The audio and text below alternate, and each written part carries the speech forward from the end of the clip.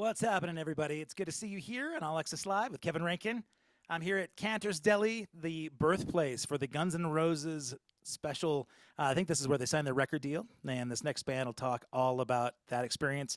Hopefully, the kitchen will be quiet enough that we can have a good conversation today. Before we get started, I want you to do me a favor. If you're watching this on anything else other than YouTube, go to this link below. Go to youtube.com/@AXSKevin and subscribe to the channel. You're also able to become a member of the show, which gives you exclusive benefits that some people that are just subscribers, they may not get. So I have a brand new interview that I did with Kelly Kiki from his place in Phoenix that I'll be putting out for just members. And I just released an interview with Cy Kernan from The Fix and also Midge Ure from Ultravox. So become a member. And if not, and you just want to subscribe, do that, like this video, and share it with your friends. Now, I have an incredible sponsor of the show. If you did not know, 5starguitars.com/AllAccessLive will give you 15% off everything you see if you use the promo code of AllAccess15. 5 Star is an incredible guitar shop in Beaverton, Oregon. They've got repairs, they've got lessons, and if you order outside of Oregon and you order online, there's no sales tax. So check it out. Save some money, become an incredible rock star like all these next guests by going to 5starguitars.com/AllAccessLive. This band has amassed almost 20 years worth of time. Collectively, they've got hundreds of years of music experience. They are great friends of mine. I'm a huge fan of the band. I was fortunate enough to actually get to play with this band in Evil Knievel days in Butte, Montana, of all places. But I've got people from all over the place right now. I've got BC Shred. I've got their secretary, Scott English. I've got Isbo, Andrew Green, Mark Thomas, and Wade Sardonko. It's good to see all of you guys. How are you? What's up, Great. bro? Doing good. All right, Thank you. Appetite for Deception. That's where people can find out about you guys if they have not already seen.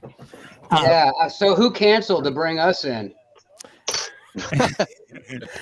What I was looking for was somebody that wanted to talk only politics, only religion. So I had Garden of Eden booked, but Dan Crenshaw said he was not interested. So, yeah.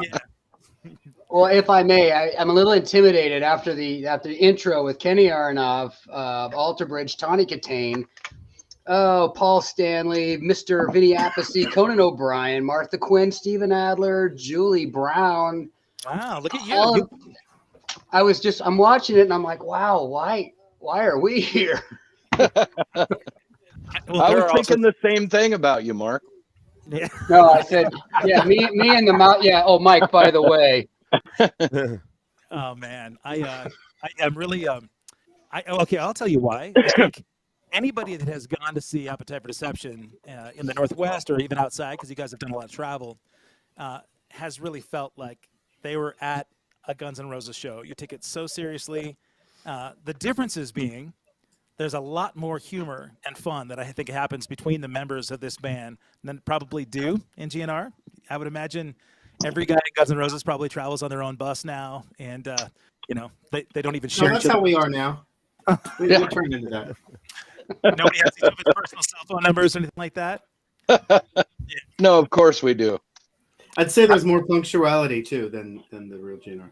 Yeah. This may be tricky for people to actually watch this because nobody's really in character. I mean, Mark, you kind of are always in character a little bit, right? But for the most part, we don't see top hats, we don't see big, frizzy wigs or anything like that. So, you guys. English looks good. Oh yeah, where's your new Kids on the Block stuff? English. That's true. So of the members that we talked about, and people, if you have not seen this band, of course you recognize, if you saw pictures of Guns N' Roses, you'd recognize the characters in the band. No, Guns N' Roses doesn't have an English behind the scenes, and so no, they don't. Thank God he is here because he's a huge part in putting these events on. Before we kind of talk a little bit about what's going on with the band, maybe you guys could just sign off one by one. I'll just call on you, and you can talk about your character. And here, so I can actually. We're adjusting. Can volume. we start with? Can we start with English? Yeah, why don't you tell people what it is that you do with the band? What's your character first, and then what do you do? My name's English. I am not a roadie. I am a glorified secretary. And my job is to try to put the pieces together and make sure that everybody laughs until they cry. Short version. Fair enough.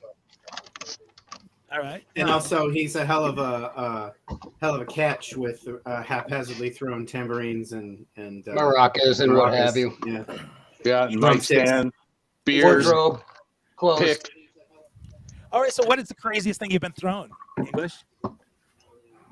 Well, I think it actually was, is stage right. He flings a pick at me, and I'm opposite side in the crowd, and he hits me with the pick from that far away. That was. It was about 25 feet. Yeah, That was Roseland.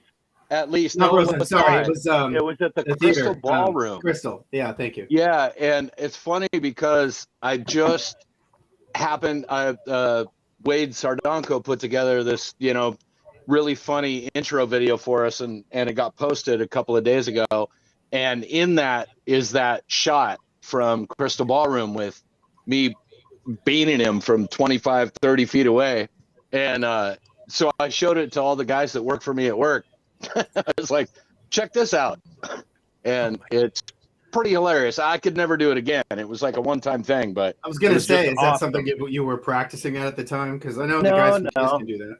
No, I mean, I throw them all the time, but I mean, 25, 30 feet with pinpoint accuracy like that, never. You normally just lick the back side of it and stick it on somebody. Yeah, it was at sound check, so he hadn't had much to drink it. We could talk a little bit about those sound checks versus gigs, but one thing I should have told people before we started is that we've got 7 people with ADD here, so there's going to be all sorts of overlap and craziness. But yeah, appetite for squirrel. Yeah, really, no kidding, man. All right, so we know what your secretary does, and the man with the guitar is back behind the scenes. Maybe you want to share a little bit about your role and your character. Well, I play Izzy in the band. Talking about you, Mike. Oh, never mind. I'm sorry. You've been Eored. You've been Eored. How about you, Mike? Yeah, that's it. No, just play Izzy in the band. I've been blessed this whole time to play with guys of this caliber. Has been pretty cool. And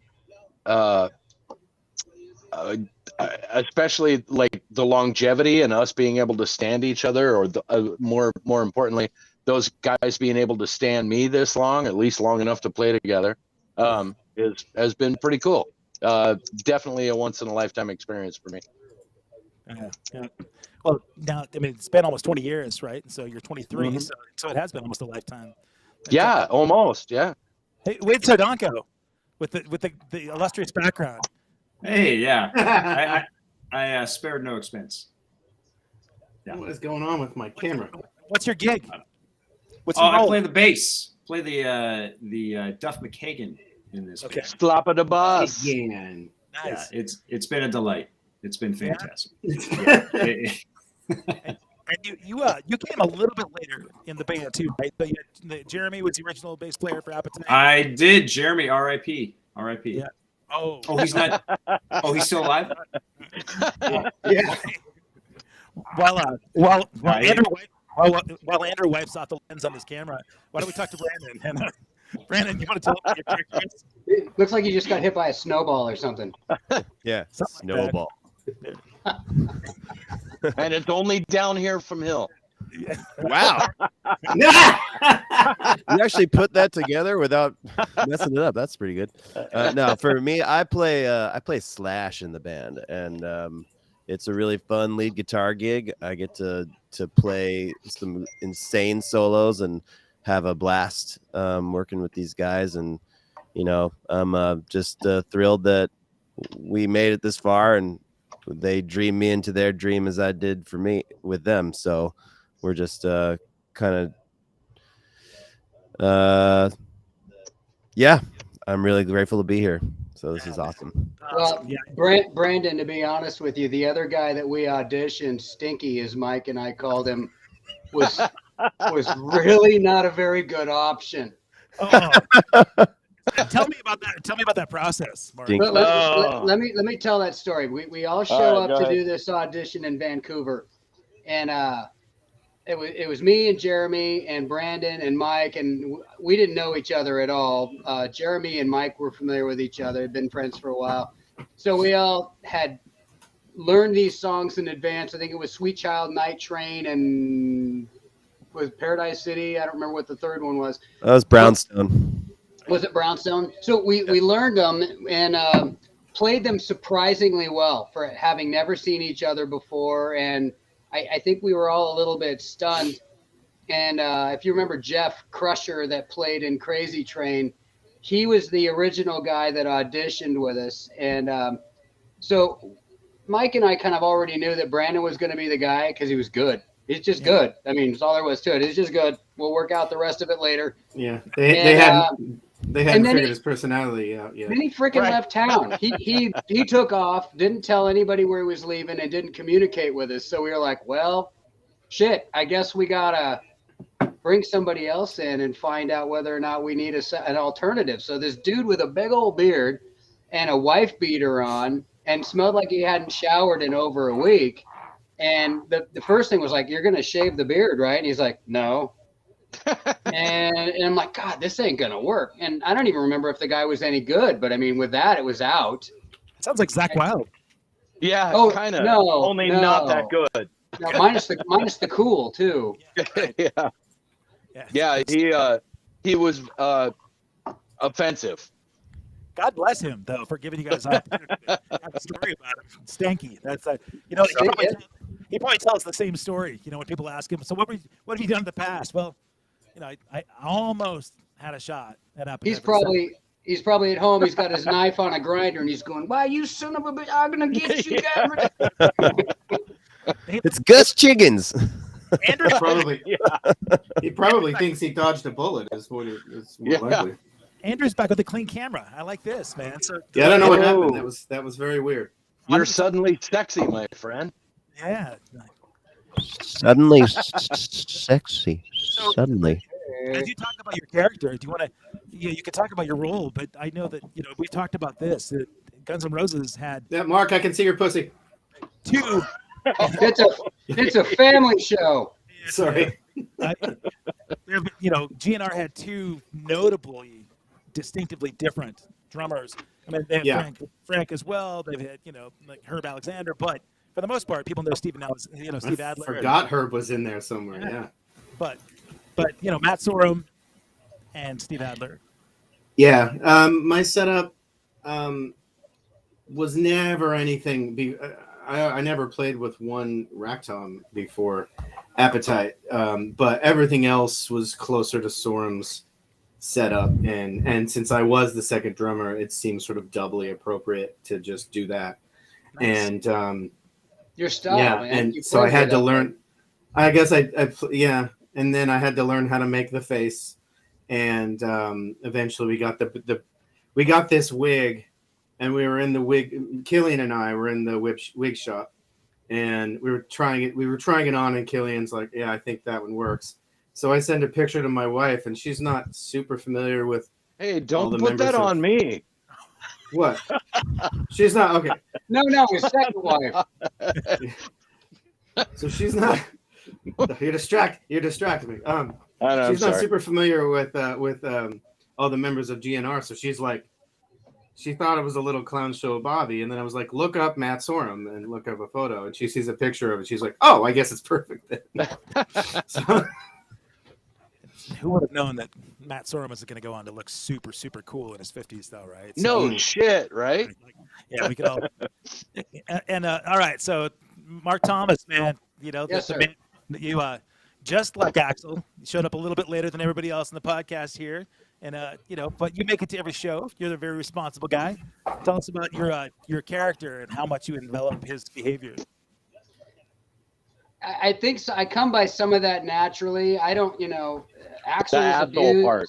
but I was never abused. You know, I came from a good family and all that. But you know, I consider myself to be the least musical in the band. They would all agree with me. Throughout my 20s, I didn't play music like I wanted to, and I had a blue-collar job that had me out of bed at 4:30 in the morning and being really responsible. And you know, I learned a certain work ethic that I think Axl probably never had to. So you know, it just comes naturally, that part of it. And then when we auditioned together, we all wanted to do this way. We wanted our characters to be such a way. We wanted to spread out the gigs so we never overplayed Portland or Corvallis or Eugene or Salem. It always needed to be spread out so the event became a treat for people. So by spreading it out like that, I took more of the time to read the books, to listen to the interviews, to watch a lot of video, to understand, I think, where the character came from. And either I absorbed it or I already had some of that. And so I think a lot of the mannerisms and stuff were sort of easy for me to do. Okay. I don't sound exactly like Axl. I think at times I perform like Axl, but I just do my job, you know, and I try to emote a certain way. You know, you've probably been the one that gets hit with this the most. And so I'm glad to know where that inspiration came from. I think all of us that have worked in tribute bands have been inundated with the tribute band versus cover band versus, you know, the quote unquote. It's a tribute band. Right. Yeah. Well, and so not just the idea of playing music, you know, as a dedication to honor bands and bring forth the spirit of the band the most. You were the first person, I think, that helped me kind of get a perspective of the Broadway aspect, that really it's like sort of interpreting something off Broadway. So you take a character and you might see Rent, you know, in Portland, Oregon at the Schnitz. It's going to be a different cast of characters than you see the original cast of Rent on Broadway. I've used that analogy to some people that are, you know, they disparage the idea of a tribute band. But I think yours was very succinct. So how did maybe we start with you and maybe everybody else kind of talk about the character, the conversations you've had with people about the legitimacy of a tribute band. Well, it is performance art, really. And you know, if you like the music a lot, whatever the band is you're paying tribute to, if you like it a lot and you're paying tribute in here, it's for self-edification. You realize that your fan base is coming to relive their youth. And if you're able to convey everything from your character and the band as a whole out onto the audience, what comes back at you is completely overwhelming. When you see somebody cry during a happy song because they're feeling something they can't control, it's impossible to describe. And of course, some of the ballads hit people different ways too. But that's why I do it. I do it because what the reflection coming back at me, the smiles and everything else, I try to perform it the way they want to see it. And when I don't think that I'm quite able to do that, I don't want to. Okay. And, you know, I mean, that does bring up the conversation, right? That you had made a decision. Till later. All right. You got to hold on. Yeah, no problem. Yeah. All right. So, Mr. Sardanko, you know, you've been involved in all sorts of, you know, extra appetite environments. The conversation that comes up about tribute bands, how do you usually approach that? You know, it's the same thing with what Mark was saying. It's like a theater show because we're playing another band. But at the same time, we're trying to be as accurate as possible with everything that we possibly can do, with the wardrobe, with the note selection. I mean, you know, a lot of times, you know, I'm sorry, Mike. What the fuck is going on? What's happening? I think Axl Rose has, you know, some furry animals off the camera, or yeah, my dog's talking to me. I'm sorry. Okay, I'm going to mute Mark. Wait. Come here. Ladies and gentlemen. It's Gilby. It's Gilby. Gilby. And I think I just heard him. The thing is, I thought I actually heard. Oh shit! That's what I thought I heard. No, Like, I who went. the fuck is that? Sorry about that. Oh, it's awesome. Anyway, go ahead. Back Go to ahead, Wade. Sardonko. No, I was just going to say, you know, we try to be as accurate as possible to give the audience, whoever's paying their, you know, 10, 15, 20 bucks to see this show, you know, we want to be as accurate as possible. And I think for the last, you know, 12, 14 years or whatever, you know, I think we've done the best we could with that.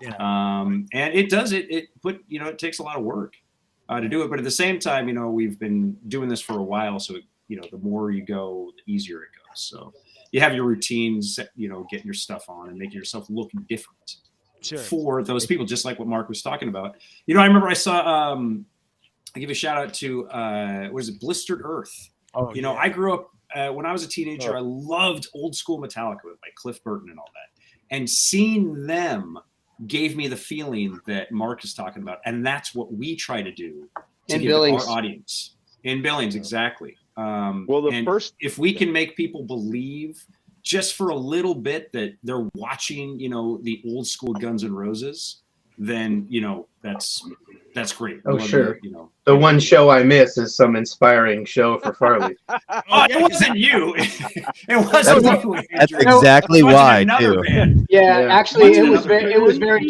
Lord. transformational for all of us, except for, you know, you weren't there. Yeah, well, you know, I was on that gig in Butte, right? That was the Evil Knievel Days gig. That's that we right. Yeah, yeah. Man, that's I do That's- remember. That was That's the where first- Mike started the assembly of his pedal board. Really. Yeah. Ooh, the infamous pedal Oh, board. the Michael, Glory Hole one? look through. Yeah. So yeah, I mean, Oh. you've done tributes, originals. I mean, you've been around the scene for a long time, Mr. Killian. So, having established yourself with both cover bands and original bands, when people come to you and say, "Yeah, this dude plays," you know, like Izzy Stradlin in a Guns N' Roses tribute, rather than take offense, how do you, you know, sort of respond to that? Oh, I never take offense. Even when, you know, people kind of use it as a pejorative, because I've had like awesome opportunities that I never had in an original band and make way fucking more money. Yeah. So yeah, I'm never offended by it. And to be fair, I've never had success in an original band. I played in, you know, millions of them years ago, and a couple in, you know, recently.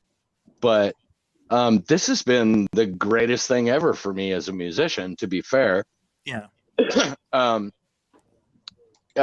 Not just because like money is getting made, but the opportunities, like I said, and Money doesn't matter. no, it doesn't at all. I mean, it's awesome, to be honest with you, but also, you know, just the ability to do things that playing in an original band, no matter how good, has never afforded me. Sure. I mean, you know, obviously, you know, people playing original music make bazillions of dollars you know, obviously we know all of them, but I never did. So I got to do it this way, and not bazillions, you know,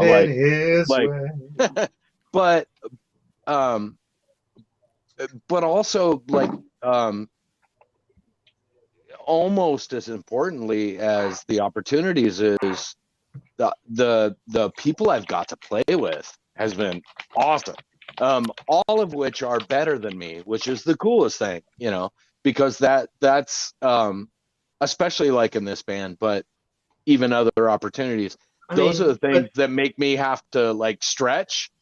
And to be like, fair, dude, that's a pretty be low better, bar. you know. Well, no, absolutely it is, but it makes me have to stretch, you know, and be better, and that's been a really cool thing over this last 18 years too, you know, is getting better after playing for, you know, decades. There is a thing with Appetite, sort of, where the whole is somehow greater than the sum of its parts. Well, I mean, almost every band is that way, right? Every good band, every band that you think of. I mean, you've got, you know, all sorts of internationally, you know, classically respected bands, and you know, like even there may be a front person that's, but like Guns N' Roses, they've got phenoms, right? I mean, they've got identifiable characters with Slash and Axl Rose, of course, is the front. It's Disneyland. It is. It's like Yeah. it's like Kiss without the makeup on the characters. It's Mickey and Goofy and Donald and Pluto, and you know, that's what makes it so identifiable. And there's this, you know, world's most dangerous band title that was on it all to begin with, that actually kind of prevented us from getting shows in the beginning, because it's Guns N' Roses, and it's like they're going to be late, they're going to be cursing, they're going to be spitting, they're going to cause problems, there's going to be fights, and it's like And all of that was true for a while. Yeah, Actually, we have had far less fights we've had more regularly than the Journey tribute has way more fights than we had ever. We think we've had like 3 in our whole time, and they have them like every time they do a certain ballad. People, because we have English. English. Oh, is you're the, talking about the diffuser. audience fighting. The Wrangler. yeah. Yeah. Oh, you're talking English about is each our wrangler. other. We owe it to English.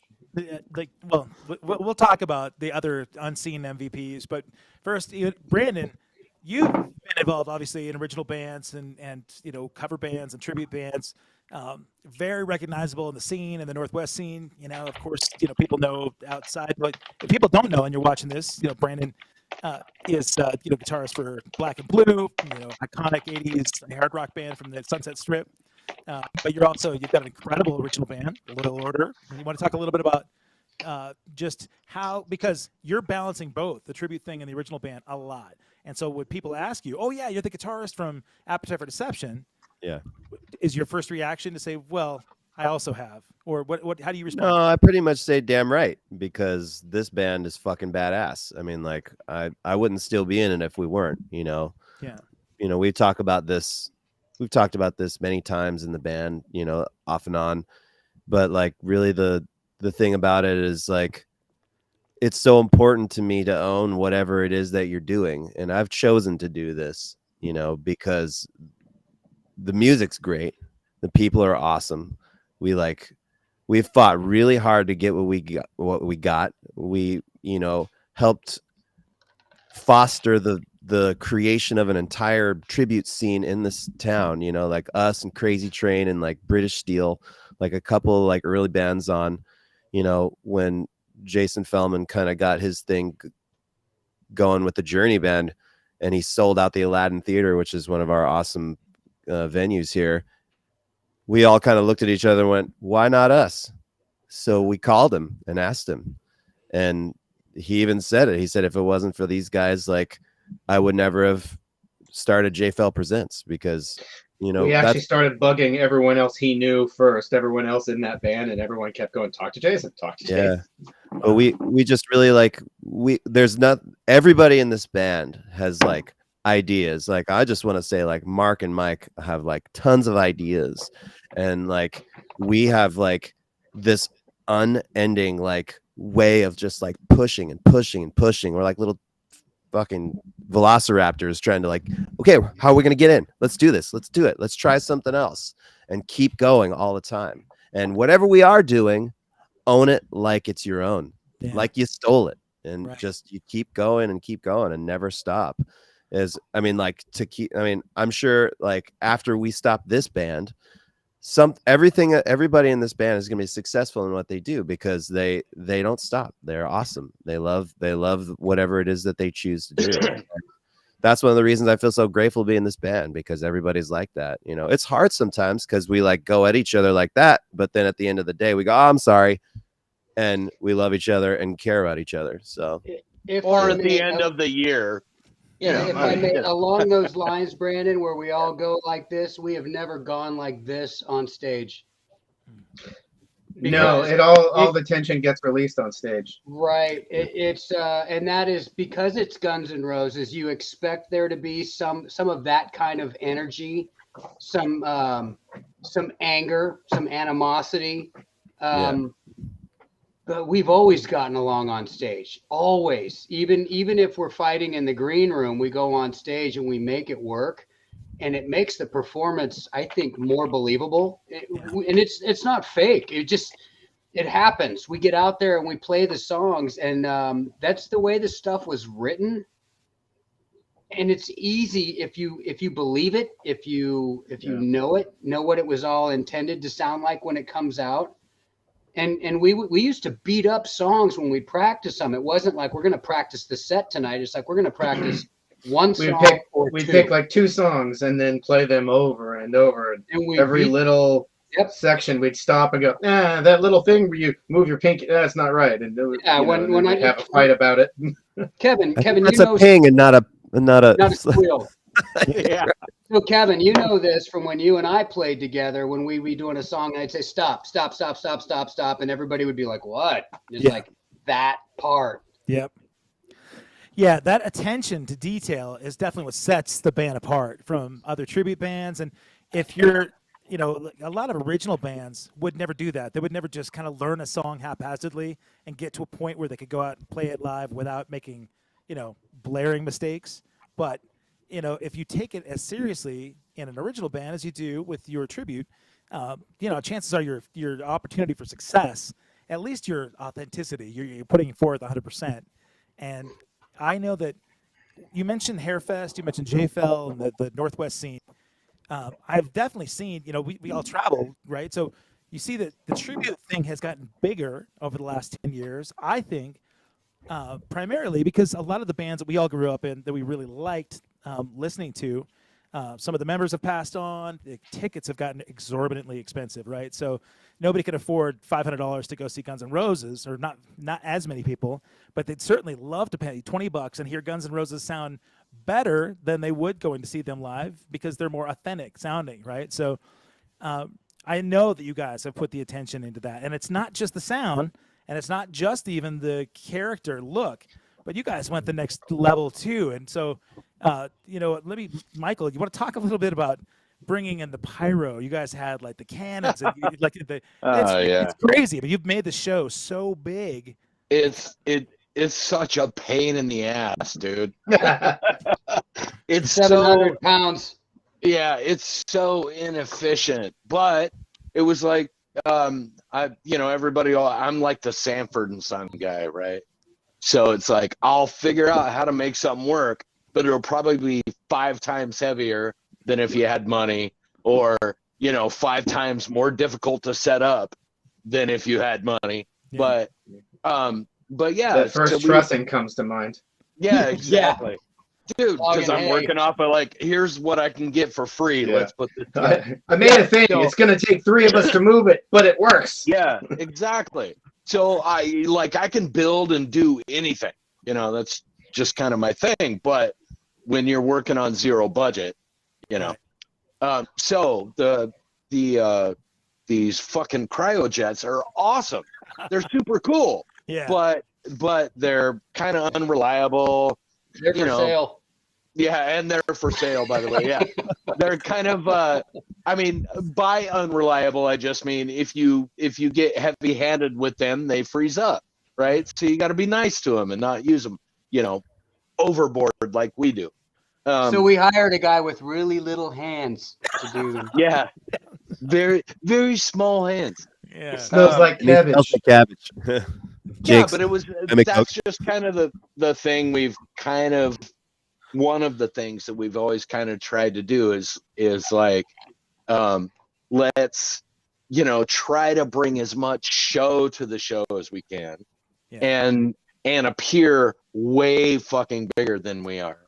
Yeah. And a really good example of that was our first Hairfest gig was Hairfest 2, and Hairfest 1 was nothing but Jason Feldman and his bands, and so that's how we kind of, when we got hooked up with him, and that was, I don't know what, 13 years ago or so.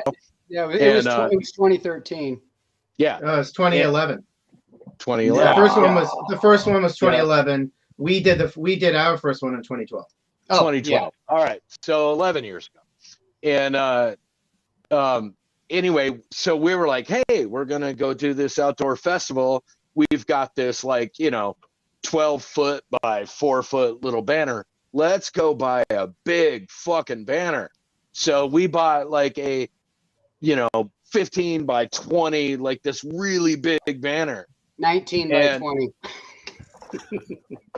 I'm not going to fight you on that anymore. Shut up. Anyway, so I mean, I designed it and bought it. Shut up. Anyway, so so we get that there and we're like setting it up, and one of our friends who will go unnamed, I don't want to throw him on the bus, under the bus, but in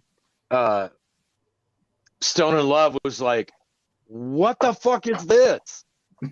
you guys are like not, the headliner. They were, and headliners don't always go on last. Yeah, I know, but you've got this giant fucking banner. We're gonna look stupid. They were not.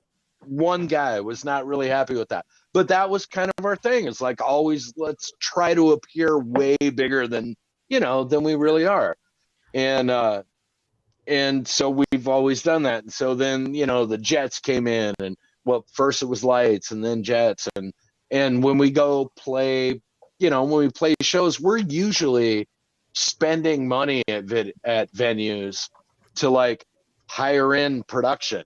Right. Most shows, not all of them, but most of them, we're like spending a bunch of money to try to make it cool.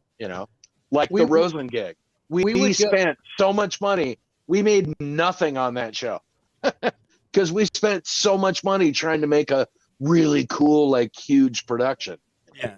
And our intention has never been to make anybody else look bad. It's been, how good can we make ourselves look? Sure. And the other bands, honestly, can make themselves look bad. We don't have to worry about that.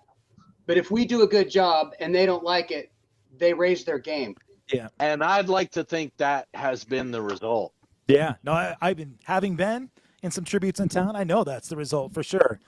You guys have set the bar that everybody sort of held themselves to that standard. And so I think, we probably set the bar for the most expensive stage couch as well. Yeah. That's right. Right. The production has been certainly, it's a huge thing in your history. Hairfest 11 is coming up. In fact, here, let me put this link up here so people know, if you're looking at what to do in July, besides finding a flock of seagulls on the road, go to hairfest.com right here. At that event, obviously, Appetite for Deception is going to be playing at that link below. What do you guys have planned for production? Mark, you have an idea of, can you even talk about it, or is this secret? We've all got our own ideas of what we want to do. The album Chinese Democracy. I mean, this band has always been a democracy. It's like five guys throwing in their opinion, and it's until we find it is. It's hard until you find it. You get a 3-2 imbalance, and you just kind of go with one idea. But a lot of times we've got 5 ideas, and I know what I want to do. The hard part is you only get 55 minutes. There's certain things that are expected from the crowd, so there's certain songs that we know we have to play. We've always been told by the powers that be that we have to keep it mainstream, radio friendly, and songs that everybody wants to hear. And we have never done it that way, because that's not the way Guns N' Roses would do it. So if anything, it's like, how can we make this special? And there's like, I think it was Hairfest 6, we played Estranged as a closer. And it was different, and it was a mixed review from the audience. I've never heard that song before, and I've also heard that it was the most amazing thing they'd ever heard, because it's exactly what GNR would do. We played Paradise City, short break, came back, played Estranged, walked off. Didn't we do Locomotive the following year, which was we did do Locomotive, and I was watching the video. I just posted which this is video. A wonderful song, but 9 minutes of most people in the audience going, what the fuck is that? Yeah, and it sounds like it's gonna fall apart the whole time too. Yeah. But it didn't. The composition was amazing. The musicians we had playing with us did their parts perfectly. We rearranged the ending of it a little bit to give it some more feel. And on the original video that I posted just a couple of days ago, there was a guy at the end of it that was like, what the fuck was that? because they didn't know the song. It's almost like you're impressed with, it's not just some fast rocking song that anybody could play. It was a very difficult composition that crescendos through the whole thing until you've got this really powerful ending, and everybody's like, ah, you know. It was that was incredible. That was really one of my a lot of favorite preparation. It took a lot of preparation and planning to make it work. Like Mark had this thing that he had to do with some vocals, and we had to practice the harmony parts with the two background singers and the piano. And the piano, and like it was nuts. That song was really hard to pull off. And Brandon, because you did all the musical organization in that and helping people learn their parts and whatnot, watching you on stage as a conductor, like lightning, when Ben comes in on the piano and you're like, yeah, you pointed him across the stage right when the bang comes in. Yeah, man, it makes my hair stand up. That's like there's like that part of the showmanship that like you've practiced it enough. Then when you're on stage, it's like, I've got to make this look good. Bam! And right on cue. It's just that's cool. Real quick, I gotta go turn my heat on because I'm freezing my ass off. But that is a good segue for me. That's code for poop. I want to say something. Andrew actually hasn't got a chance to tell us about his character yet because we got crazy. Well, we started. Hold on. Yeah, we did a little bit. Hold on. This is the good segue for because when you posted that video, a locomotive, or a segue to something I wanted to say.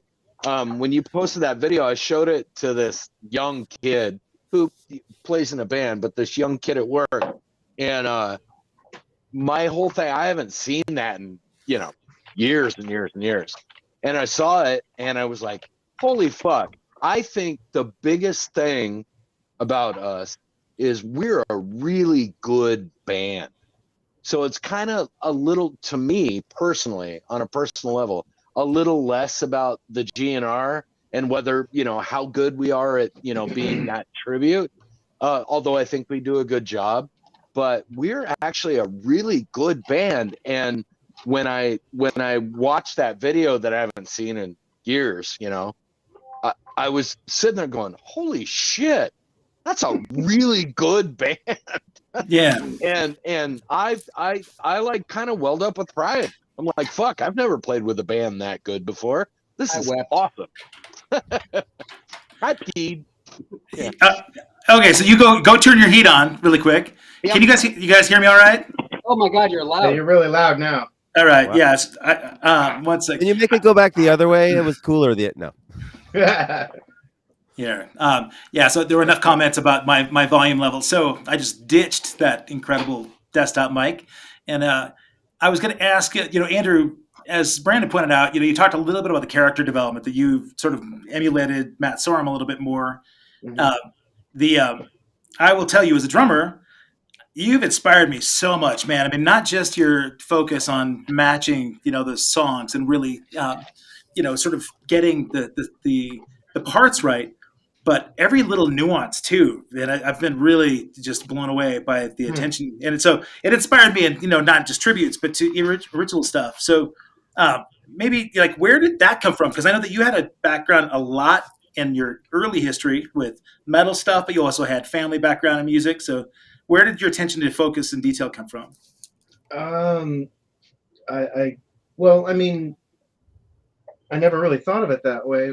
I guess part of it is the environment of the band just sort of lends itself to that. I mean, if everyone else is focusing on these details, then I can't exactly half-ass it. And I also was a fan in high school and junior high of GNR, and also in when I was in this for several years. I was in this gothic metal band called Nicodemus. It's actually how I ended up in Portland, because the founder and I are both we're both living in Sacramento, and we moved here. Anyhow, so it's a long story, but that guy didn't like playing lives. So when we were practicing for playing videos, we would literally only play. We would get together probably a couple times a week at least and play the one song we were doing a video for. But it had, because it had to match just whatever little thing we did. on the record. So maybe it was that. I'm not real sure. Okay. Because especially over the years, there's been. I think that the key to doing it how we do it is the only way I can say it. Is that there's enough of ourselves in each of the parts we're playing, or each of the parts we're playing, that it's not literally a character, and you're not literally playing things by rote. I mean, it becomes internal in a weird way. Like for example, I remember when I joined the band, Brandon told me about how Adler would do this thing with his hi-hat, his left leg, where he would he's bouncing super hard on his hi-hat. Yeah. And I mean, I liked to move my foot, but never to that degree. And now it's kind of part. Back then it was part of how I did the Appetite for basically these Steven Adler songs. Rocket Queen. And yeah, I never really noticed until I was in the band that the tempos and Adler stuff just are all over the place, because it just feels like the song. Yeah. And then when you discover that anything with a cowbell just likes to speed up on its own as if someone else is doing it. Cowbell part is in, rocket fuel. Remember that part in Brownstone? We were like, why does that part sound funny? And you're like, I don't know. And we were trying to figure it out. And then like, I think you stopped playing on the bell. Then you got the Oh, okay. You actually was because you gave me shit about playing eighth notes. Oh. Because you're just like, you got to be hitting quarter notes on the ride. Okay, yeah. No, that might be so easy, but it was the same sort of idea where you're like, like Brandon's like, you might look again at what's going on, because I don't think he's doing what you're doing. Yeah, it was like to go. That's the detail that we went to on that. Just trying to we did make the same thing with Farley when we were playing "Live and Let Die," and he's doing this during the da da da da da da da da, and his part is like bump bump bump bump bump bump bump, and he was playing it like Michael Anthony, kind of muting the notes and not like Duff would. And I called him during rehearsal, of course. I called him out on that, and I mean, it's like we all hear this stuff. We hear the other guys doing something that maybe is out of character. We call each other out on it so we can fix it during rehearsal. Yeah, because you're either playing it right or you're not. Yeah.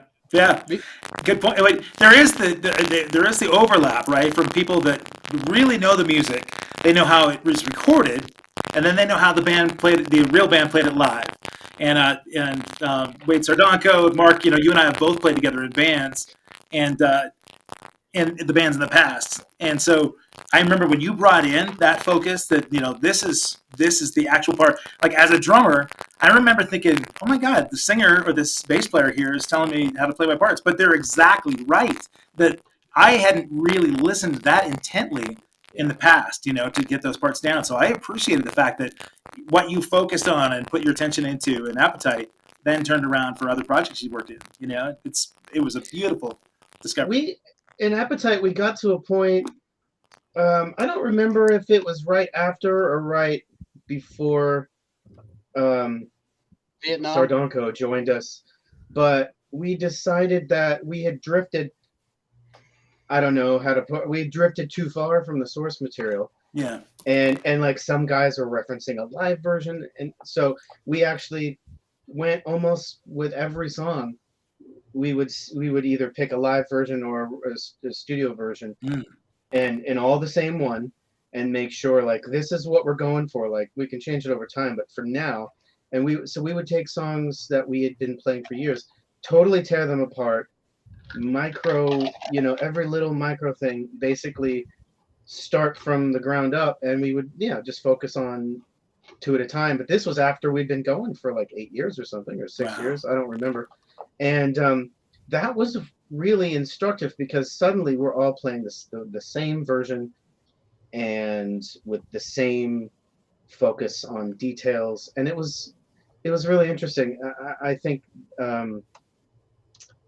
the idea that there's no real singular leader we all have different jobs and different roles, but there's just no single leader.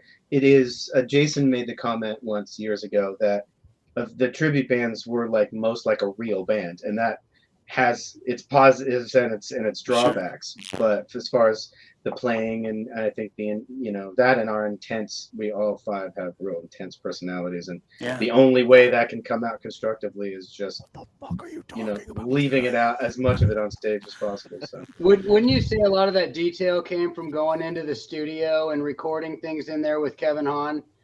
Like when we had to do Civil War for that tribute album, and we nitpick it and go over we couldn't agree on a tempo. Yeah, all of it, just the attention to detail when you've got to record it and try to make a mirror image, but it's not a mirror image. You have to recreate it from scratch. It was probably about that time. Yeah, I think you're right. Yeah, but then when we got into the studio, it was like maybe 4 takes. We nailed it. Like no kidding. Solos and everything, like 4 and then takes. a little salt and pepper, and then it was good. Yeah, I'm going to put the mic on English for a second. You talked about intensity, guys, and you were talking about this focus. When you play live, you guys probably all know, the analogy, right? Like when you take a look. Oh, sorry. Is this any better? Does that help the microphone at all? No. Oh, it's horrible. How about now? Here, I'll entertain the audience for a bit. Na, na, na, na, na, na, na. Any better now? No. Okay. You might have to go back to your old mic setup. So let's go down. Coincidentally, old mic setup is what we call Killian. Yeah. Yeah, that's what we say. That's what we say.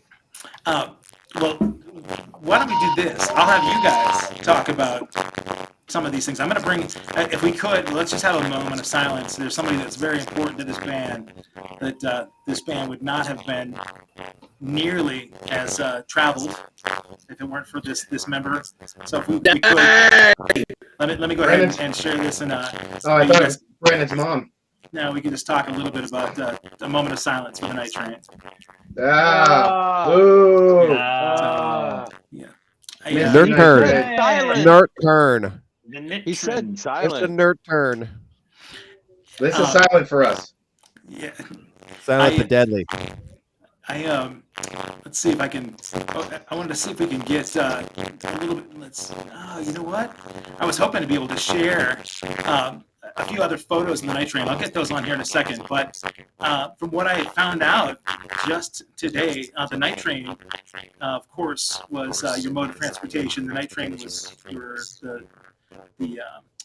essentially your tour bus, right? Yeah. So where the origin of the tour bus come from? Oh man, Night Train 1, we purchased with the help of my significant other, Debbie Daly, who is sitting right here in front of me. Can you grab your shot glass and stick your hand out here anyways? She refused to be a little further. There it is. Nice. So Debbie!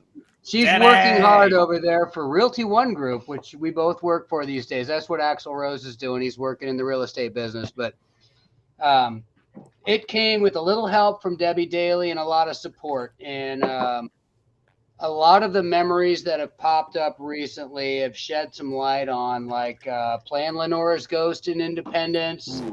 And our partner down there, Vidal, that got us in. That was the club where I met Debbie, and Debbie and I got together. Had those shows never happened, we may not be a couple. She came in, we bought the RV together. That RV, she went on tour with us. And in 2008, 2009, 2011, she spent 21 days in the RV to Sturgis with 6 guys and Debbie. 6 stinky guys stopping at KOAs, going across the country. And being rude as fuck. Yeah, and she kind of herded us up, kept us together, and she allowed us to actually have a merch department. Because if you don't have somebody that exclusively handles your merch as far as helping to order it and pick out the product and then to sell it while you're on stage. If you don't sell merch while you're on stage, it's hard to sell merch. Right. And we're finding that, I think 7 or 8 of the 10 years they've had Hairfest, we have outsold everybody in merch. I believe that's actually true. There's been shows we've made more money in merch sales than we have on the show itself.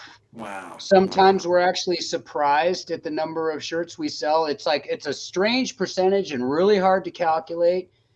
So we've figured out that side of the business too as being extremely important in marketing your product. Now we have failed when it comes to online and outside of the venue sales where some people capitalize, but we've done well with that. But the Night Train, I would give a lot of that credit back to Debbie Daly for helping make that happen. And then it was retired and we got Night Train 2. And I held up my, when we got rid of it in 2019, the intention was to buy Night Train 3 in 2020, just before Hairfest.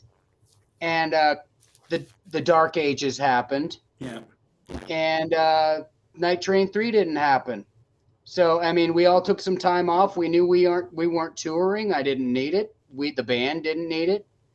And honestly, we do more flyouts now. Yeah. We don't have to drive all the way to Sturgis. And boy, are our arms tired. Yeah.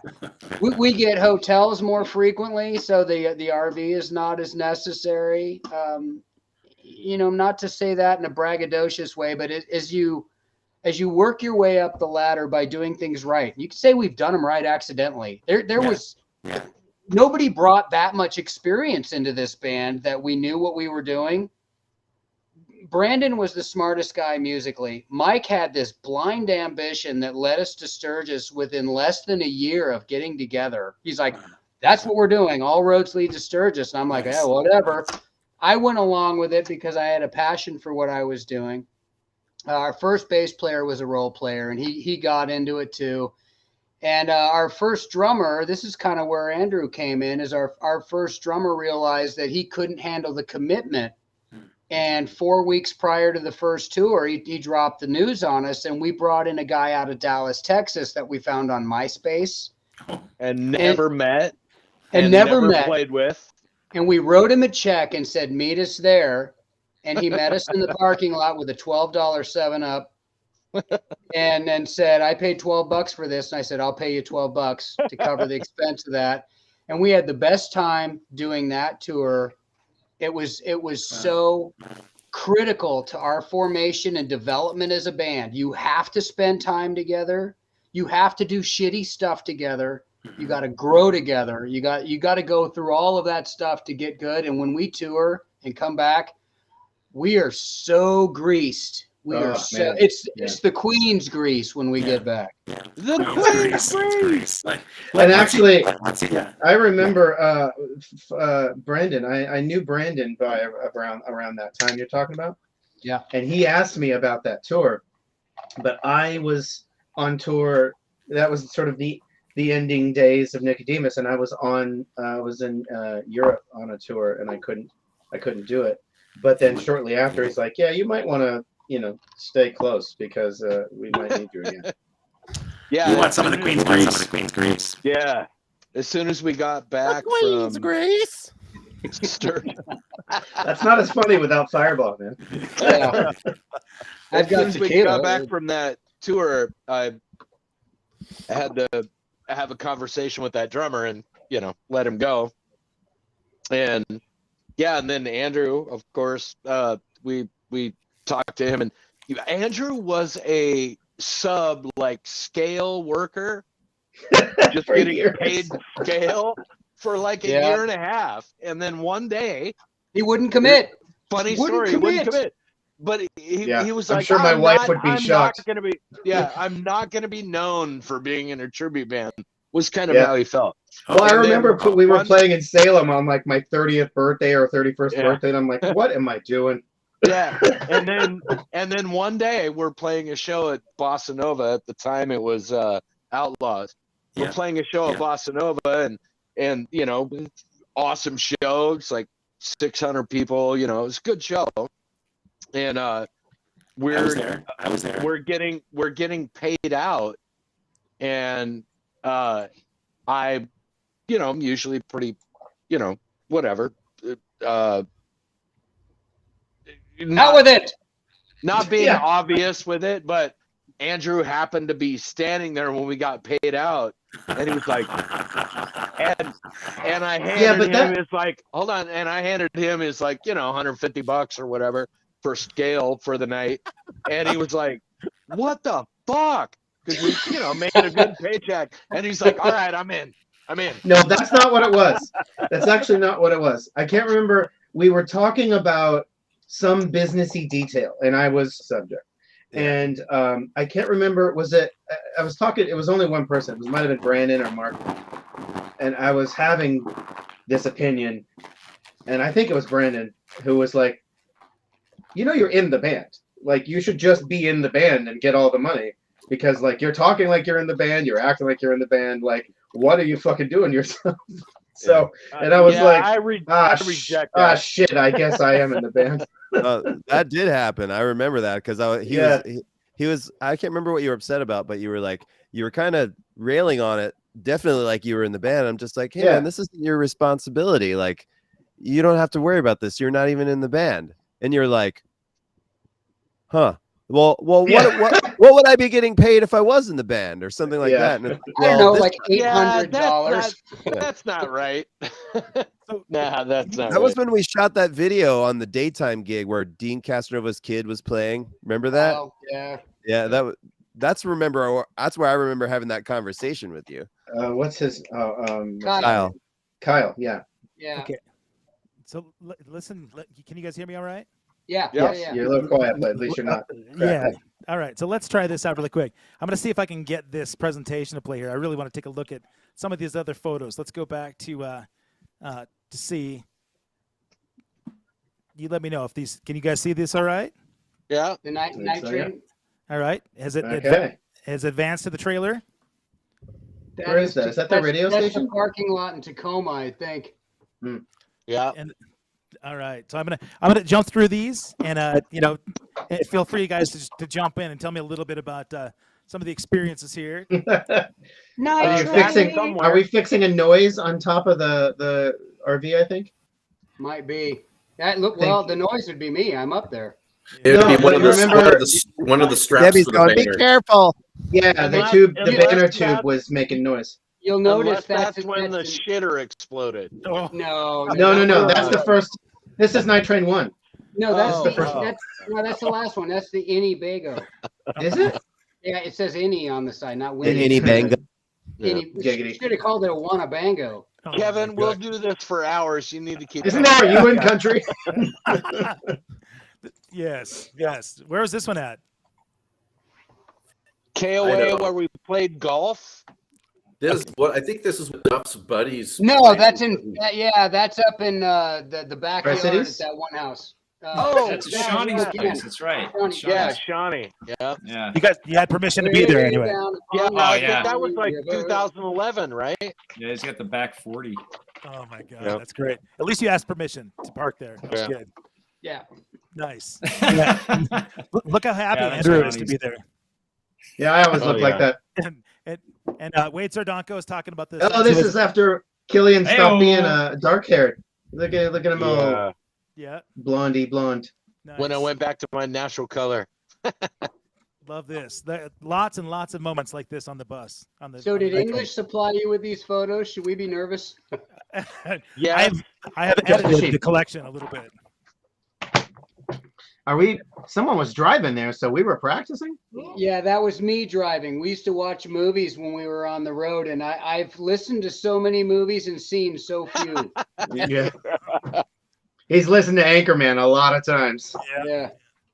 It's the rich mahogany. I love this. I remember that day. That looks like every trip I've ever taken with Brandon. Yeah. Yeah.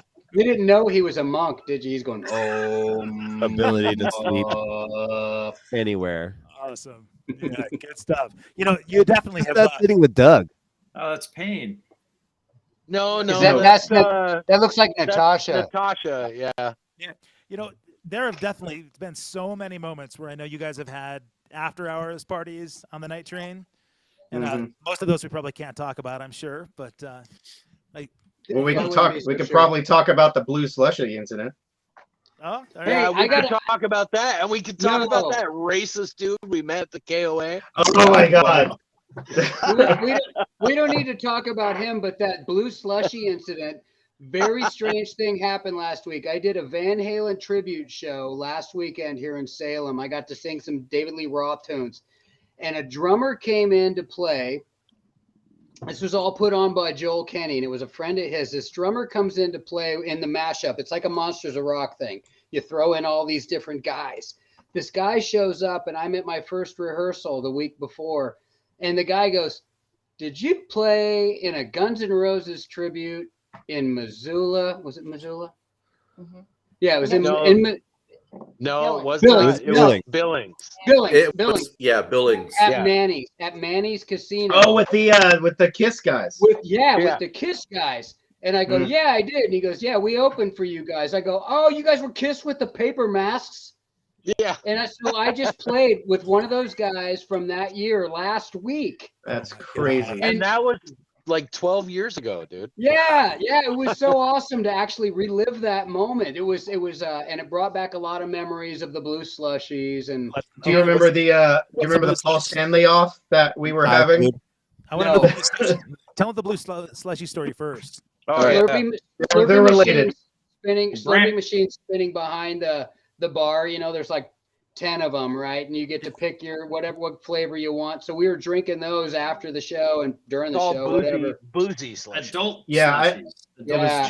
I think that's all they had there, right? Was slushy drinks or not? I don't Yes. know, but you end up drinking too Soda, much, and we were all hungry at the end of the night. But Brandon was most hungry and walked down the street to get some Thai food and came back to bed. That was No, before that the was show. before. It's for the Me first and, show. me and Yeah. Charlotte, me and Sardonko walked this really far place. There was a Thai food place at like 4 p.m. after sound check, and then we Thai. came back and played. Or yeah, Thai food, and It was a we came back, Thai. and then after the show, we Thai drank. went on. I drank way too much of that slushy stuff because I was being dumb, Oh. and we all went to bed, and then. Yeah, Take it would be away. great I just if remember there was hearing a it. picture right here.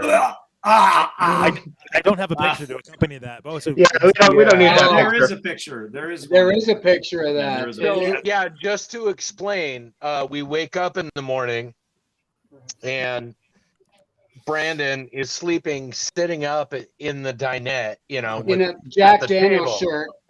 yeah, and a Jack Daniels shirt, and you know, he's just sitting there sleeping, and He's there's wearing a blue Thai Thai food. food all over his, you know, the front of his shirt. Blue. It's blue. Yeah, and so you know, we kind of wake him up. We were trying to wake him up, and you know, did he choke to death? And he kind of stirs. Remember, And he wakes up and he's all smiling, and we're like, "You Yeah, okay, dude?" well- And he's like, "What's up, boys?" I'm like, "You want to look down for a second?" I was trying to get to that, but yeah. I felt much better afterwards. Sure. Yeah. It was just so funny. He was so smiling and unaware of what was going on, and we're like, "You wanna maybe glance downward?" Yeah, you might Yeah. want to change the shirt. I just realized where this picture came from. This is actually right outside the space, the practice space.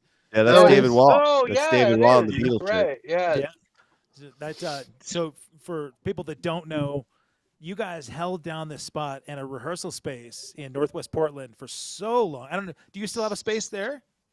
We do Yeah, it kinda. again. Not the But same we space. actually not the same space, but we held that, you know, $500 and some space for like 12 years. 13 years, I Yeah. think. Anyway, we calculated we spent like $70,000 on that. They call us the goat. Yeah. Yeah. Dave We Wallace are the went to goat. buy a Mercedes with that. With your Yeah.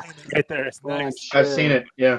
This is What- just another like kind of notation for like we helped build, we helped like float a music economy because Yeah. we earned a lot of money in this town and like beyond, Yep. and really helped make And let's like, just say we oh. passed that money on. yeah, a lot of people like rehearsed in that space and paid for the privilege to rehearse with us and stuff, and in our space with us, Right.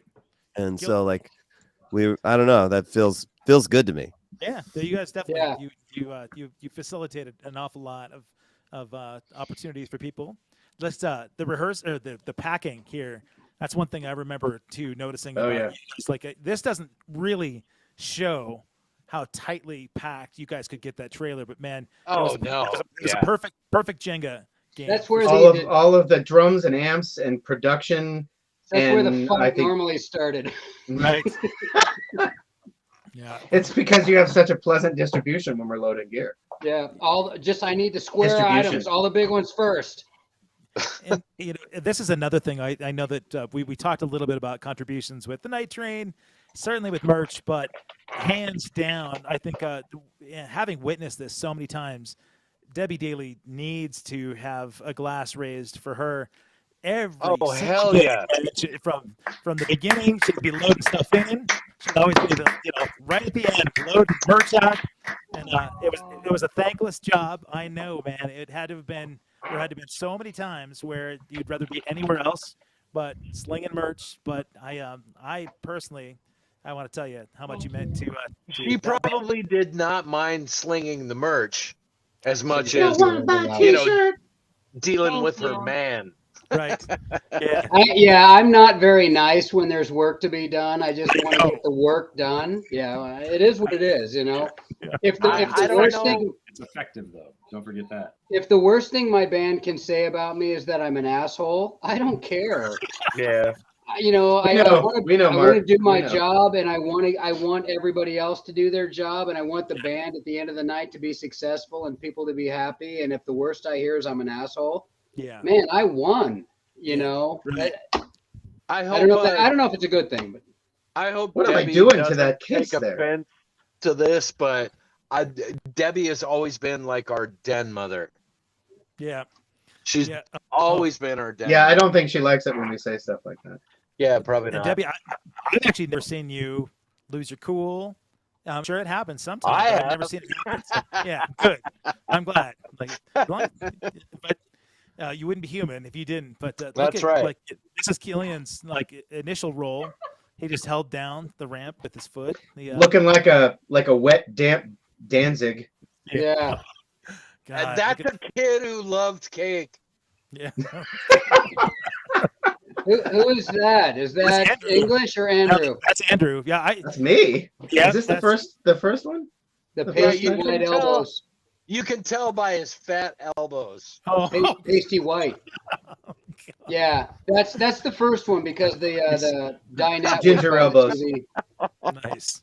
Look at this, man. Yeah. Is this Hairfest? What is this Hairfest? Doesn't look Nah. like it actually looks like Independence. Dang it. I think it is independent. Yeah, okay. behind the stage. Yeah. Maybe. Could be. Maybe. Yeah. Could be 20 other places too. Are you guys watching? Like I'm trying to figure out what's on the camera. or We're on the- probably watching ourselves. That's another thing No, that used to blow my wife's mind. Almost guarantee that Step Brothers. Okay. Oh, that does kind of look like the Catalina wine mixer, doesn't it? But But what Andrew was saying about us watching ourselves, Yeah. we would do that. We would watch Yeah. our game films like a baseball team or a football team would watch your game films to do it over.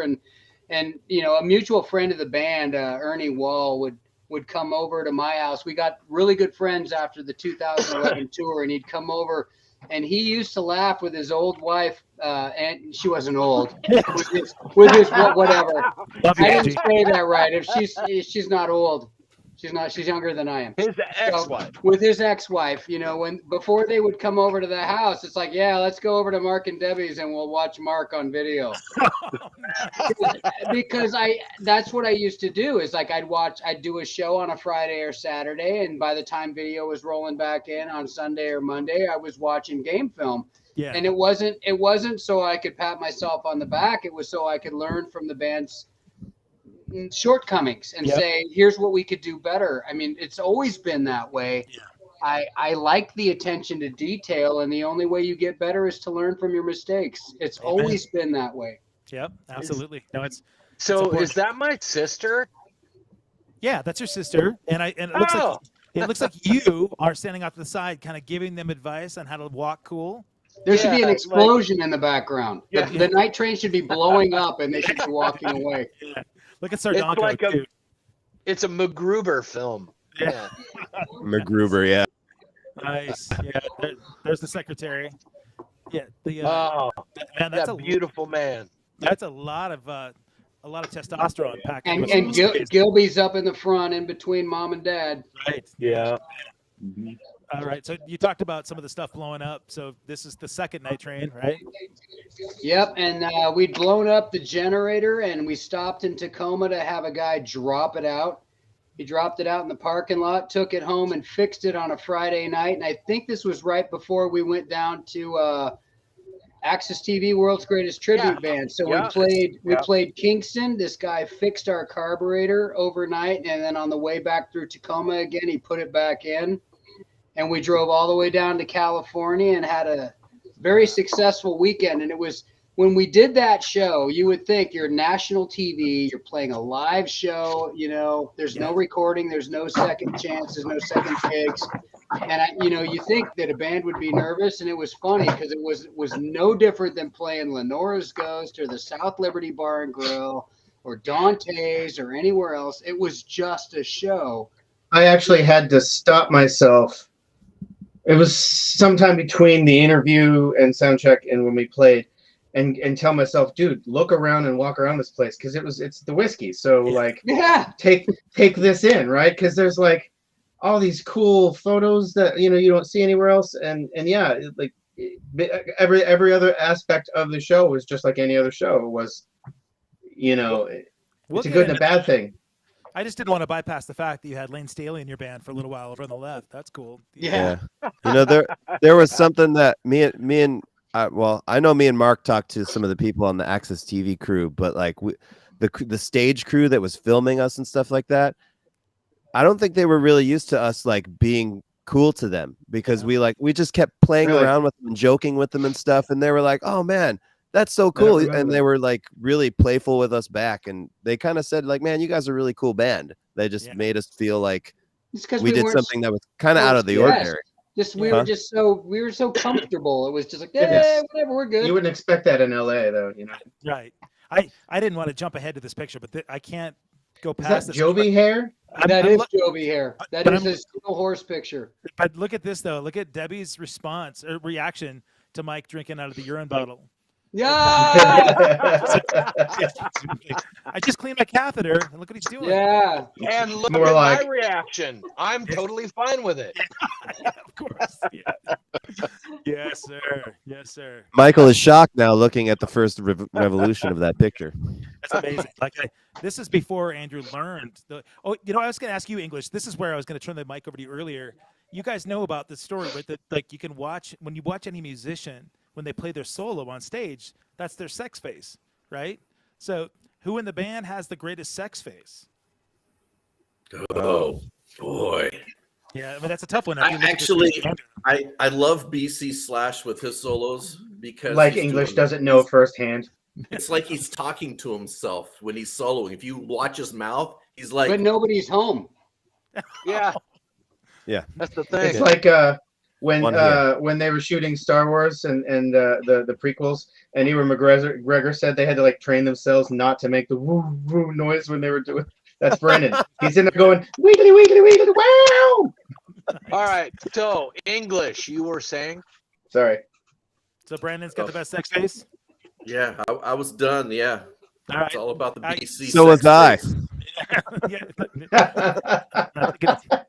This is before you had the O face. This is before you had Sorum down, Andrew. This looks to me like you were still working on. This is actually, I think I'm playing with a crew tribute, is what that outfit looks like. All right. It's Hairfest because I've got the fake tattoos on. So looks exactly like Tommy Lee. That's impressive. Yeah. Yeah, doesn't it? The redheaded Tommy Lee. Yeah. He's sporting the fake tan in that photo. Normally he's really dark, but in that one he was doing a really light fake tan. Yeah, put on white face. There's the problematic now. That's so offensive. English had the blackout shades there in the night train. That's nice. Yeah. With the morning salute. That's good. Yeah. Let's see. We'll jump in. Look, I like this look. That's actually. I love that look. That looks great. Yeah, it's almost Sergeant Pepper's. Yeah, nice. I was thinking New York Dolls, but that's cool. I was gonna say it's the nut. It's Kevin, the none you more are hetero so much look. cooler than me. Damn it. Oh, this is the end of the night train. This is the end of the series that I have, and this is What the hell is that? Is Is that this going New to Year's? The Dalles? The Is Dalles? this New Year's? Yeah, I It's think. I don't either the remember where it Dalles is. or Seattle. That's Because that's snow. some. Oh, it could be. Holy Yeah. crap! hey kids, if you're thinking about joining a band and going on the road, you'll know that this is what you have to look forward to if you're anywhere, within, I guess you're like north of say Texas. Phoenix. Yeah. This is a pretty great story, though. The story of No, that night. that is was pretty when awesome. we were on Hoth. Yeah. You know, they used to call it Colf. You call it Colf. Yes. Well, I Oh, what do could they call it? say Hoth. if that was the Seattle. I was on a gig, bantha. I was on a That bantha would- scouting. If that was the Seattle gig, kids be warned. The even worse thing is a club throwing your shit out on the sidewalk in the middle of the snow and That's telling you to not get fun. the fuck out. No cat box. Yeah, it El was Corazon. yeah. The El Corazon Cat box. threw They us out. don't have anywhere to stage gear, so they're like, "Yep, get it out." Wow. They've changed that. They actually have a place to stage gear now. I Oh, think now they there's a- probably had it there's a- then. They a- just weren't being It's great a about it. dumpster out the back window. They just start tossing shit. Nice. So this is Merriweather, I believe. It Yeah. is. Oh man, Meriwether Press, like a huge fan, Yeah. friend of the band. Yeah, Yep. that's you've had a lot of friends and fans of the band and fans of GNR that you've come out that have shared tats, and this is Hairfest. Speaking of fans and friends of the band, this is early in the day, obviously before anybody else is playing, but this is when Debbie actually liked Mark back in the day. Yeah. And that's before Michael and Andrew had girlfriends. First wife. It was a first wife thing. Nice. My first one. Oh, so sweet. Do you know how many pictures, if you actually start digging, there's a lot of pictures of Killian doing that while I'm making that face. So Yeah. I think that means Killian might be my dog. I'm Well, not see, sure. It might be. I've got a few pictures of me doing that with Oh, Kelly. there you go. I never realized until What's I Mark looking at is what I want to know. So, Kevin, do you have any pictures of you molesting my microphone at? I don't know God, what you're where- talking- don't know what you're That was my microphone, or is that a different No, incident? no. This was when we would do those brew shows at. Yeah, was- at the it was- refectory. Are you talking Yeah, about yeah, teabagging the microphone? yeah, Oh yeah, Actually, I teabagged Mark's hat and Andrew's microphone. yeah. That's That what was it was. Andrew's microphone. Yeah. That's right. Yeah, That's brutal. There's some great tats right there. That's impressive. Yeah. Yeah, man. Yeah, but that was when my tat was fake. I think it's like Oh. at this point I committed. Nice. I Yeah, fucking committed to it. good That man. must have Oh, look been at on our this. way to Canada, right? this is Castlegar, right? Yeah. Yeah. With their beady eyes and their flapping heads. And their weird voices. Somebody You had No, so go away You before I can't taunt trust you a them. second time. those passports look awfully new. Hopefully Yeah, there's they some- were. They should be more wear. by No, now. they were I fake. No. So. They were either Yeah. new or like They're- there was they're that situation, tribute- where you tribute have to passports. get them. Yeah, they only get us across state lines. Nice. You can't come Nice. back. Oh man. This. Oh yeah, that's Castlegar, right? That is a cool 'Cause they did- picture. Where's Because they that did picture? the that's Castlegar. Remember at this thing they did the big video screen, and during Kevin. November rain they had it like raining in the background. yeah. Evan, send me that pic. That's awesome. That. No, I was actually playing, not watching our backdrop, so I don't remember that. Oh God. Nice. I didn't see that either. That's great. Yeah, that's fine. Yeah. That's Oh, okay, this is the hide your stash game we used to play. Hide your stash. If you look closely on my finger, there was this little mustache temporary tattoo that I put on there. Oh, That's that what wasn't I'm doing. real? I thought you really had hair on your finger. yeah. And wait, You so know. Brandon BC Slash. That's good that you guys you're halfway to character, Brandon, right there. So Yeah, no hat. oh, look at this. Look at that. Oh This- Jesus! This is adorable. man. Aw, No, it's So English. for people who don't know, English likes to put distracting photos from the internet on our mic stands and my drums and stuff Yeah. to Yes, he does. make us great It characters. prints out with a 1990s And printer. Yeah. And for some reason, he thought it'd be funny to take this test shot my wife took of me and the dog, Oh, So my leave that picture which up is for way better. Do you remember the time on tour he put a sign on the front of the monitor where I couldn't see that said, "Sorry, ladies, but the drummer is gay"? God. Yeah, leave, he leave puts that the best things on him. Yeah. leave that picture up for a second. So Scott English wanted to come out and help us or roadie for us in 2009 in Nebraska. That's And we not were- exactly correct. Sioux Falls, South Dakota. Okay. That was the first time he wanted to do a show for us, and I was reluctant to have somebody that had a reputation when I wasn't around of causing my other guys to drink before a show because they'd come out to Dallas and get drunk at his house. Apple and come pie out to- moonshine comes to mind. Yeah, yep. So it's like, so Scott English wants to meet us halfway across the country and do a show with us, and back in 2009. And I was like, I don't know. I don't need to babysit anybody. This is not going to work out. You guys keep an eye on him, whatever. That is when he got on board the night train, and he has been invaluable to us ever since. Yep. Again, anything that I give credit to, give credit to Debbie, give credit to anybody else that has helped us do what we have done to this point. That guy has done just as much as everybody else with the gear that he has schlepped around, the trips that he had made to pick up for where we have messed up and not done what we've supposed to do, checking our rooms in, leaving us surprises in the bathroom when we're not aware before we go check into our room. That was coming up. He's been part of all of it since 2009, and he has been invaluable, and we wouldn't be who we are without him. Thank English you is so like much. English is like the Meg of the band. He's endured our gas. He's endured our. I He love you, and boys. he and I have a drumstick game we play where I see where he is and I'll just toss a drumstick out, and his job is to catch it, spin it, and then throw it back to me. Yes. The golf It's like cart. Which I stole from you, Kevin. Now that I'm thinking about it, I totally ripped that off from you. I was waiting for that. That's cool, man. Yeah, I'll share it because I was not the first, but you'll be impressed that actually I perfectly placed one up in the balcony at the show we did at House of Blues the other day in Houston. Mm-hmm. So somebody was asking for one, and I was thinking, okay, what You just did a straight up thing? I did a lob, but I actually got it wow. perfectly, and it was All the so- way up to the balcony. all the way to the balcony, perfectly. I'd be Nice. scared, man. I'd I be know. scared to do that. It was a liability for sure, but I was proud of the band. Was like All the way up where Statler and Waldorf sit. exactly yes, And yeah. nobody yelled, "My eye!" Yeah, no, that happened Yeah. at a different time. But I like this one. This is a better mode of transportation than the night train. We almost Dude, got what- kicked out for that. You guys remember Yeah. that? That was at that golf course Feldman hired us for. We did it was an acoustic show. In Albany. Yeah, and that didn't work really well.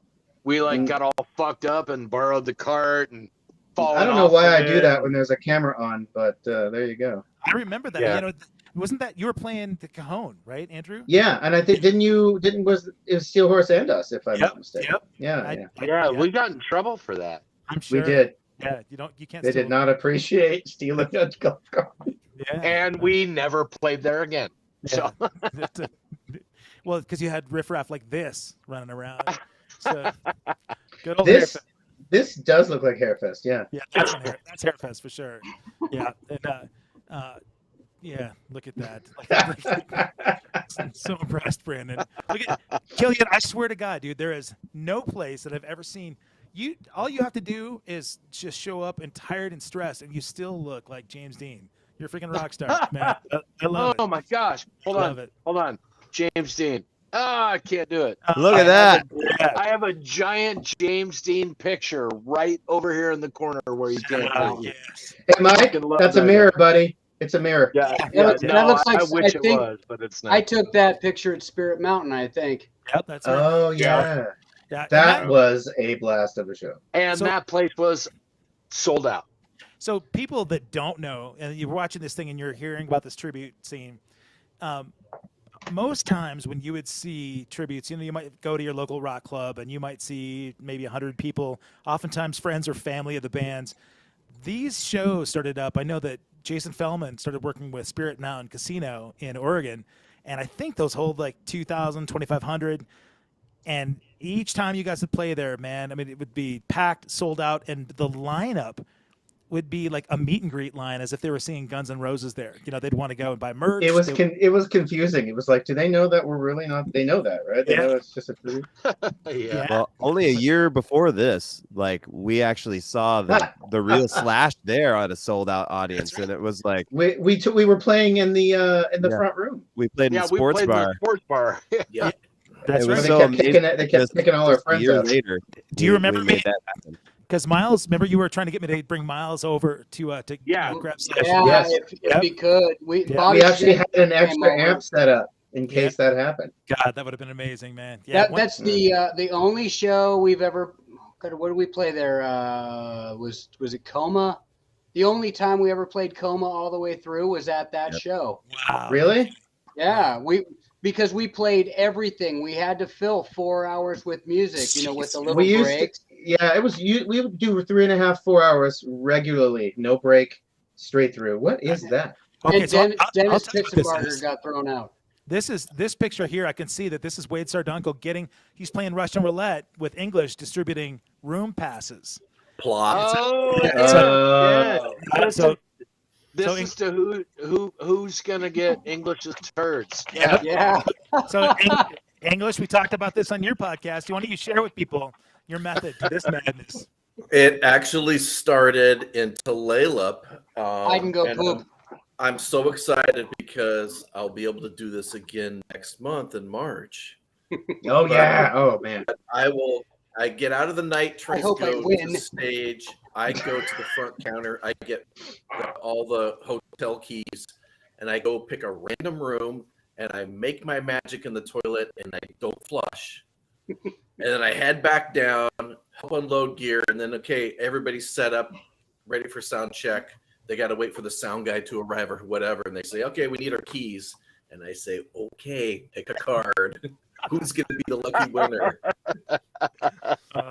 I remember getting that room in the Dells once, and it was like a scaly armadillo died in there. That was the best one. It's sort of like Willy Wonka, and I've got the magic ticket. Where was it that he did that? And it was someone else. Yeah. So Debbie, like I was just gonna say, so it was when we were doing, it was Steel Horse, and one of the girls went to go check into the room, and English had given the girl. Oh yeah, I think Krishna was like, "Hey, somebody!" Yeah, she's Oh, like, good. they already used my rooms. They never clean her rooms, and They got their chocolate and my peanut butter.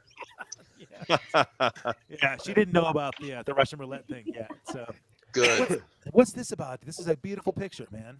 They were ready to fire him. Well, I don't Is have that- my glasses on, so I can't see the No, picture. this is What a is it? the Do you have a way to beautiful- make that bigger, Kevin? I've been hearing that for years, but no. Yeah, Yeah. I don't recall that. This is I'm a just- beautiful older lady between. Well, so I'll tell you, regardless of who this is, this picture, guys, if you're listening to this is Mark and Brandon endearing themselves to this beautiful older lady, and the attention that you guys gave to fans after shows was incredible. You know, because I think as music fans yourselves, you realize how important it is to make a connection, right? So she obviously had a great time wherever the show was. It's really cool that you took time to, just to share a little bit of attention to this lady. So, no, that's not Mick Hey. Jagger. Andy Madsen there. It looks like after a big after. Is that That's No, Eddie I don't Money. think- Eddie Money. That's that's Eddie Money? Eddie Money. Oh, this must be at Rockin' Rivers in Montana. No, that's Run Yes. 21. No, it was Run 21 in Ty Valley. Okay. Yeah. Wow. Eddie Money. Eddie rest in peace. Money was awesome. He was so fucked up the Before entire show. the show, but man, he But played he was so awesome. well. Yeah. Oh yeah, I he was didn't so know great. he played sax until that. I didn't know that was all him. That's Yeah, Yeah, professionalism. he was so smashed. And then afterwards we took pictures and he's like just trashed. But I he don't was remember doing gold. this actually. He was gold the entire time he played. Yeah. Wasn't this Absolutely. also the same event where there was this girl, and it turned out it was like 3 generations. The strippers. mother-daughter stripper thing. Yeah. Oh man, that was so weird. Yeah, that was weird. that was the same one that they were rolling that joint that was like this big around. And I swear they were from whatever town in Montana Kevin's from. Oh no, really? Yikes! Yeah. I remember one of them's name was Cinnamon. Oh, of course. That was probably the grandma, right? So. Yeah, right. No, the grandma was Old Spice. Oh, nice. Oh. All right, this is cool. Mike is signing a man's boob. Yes, sir. That's Killian's signing stuff face. Nice. Yeah. Yeah. God, beautiful. Awesome. Here's the guy hard at work taking. That must be Hairfest, right?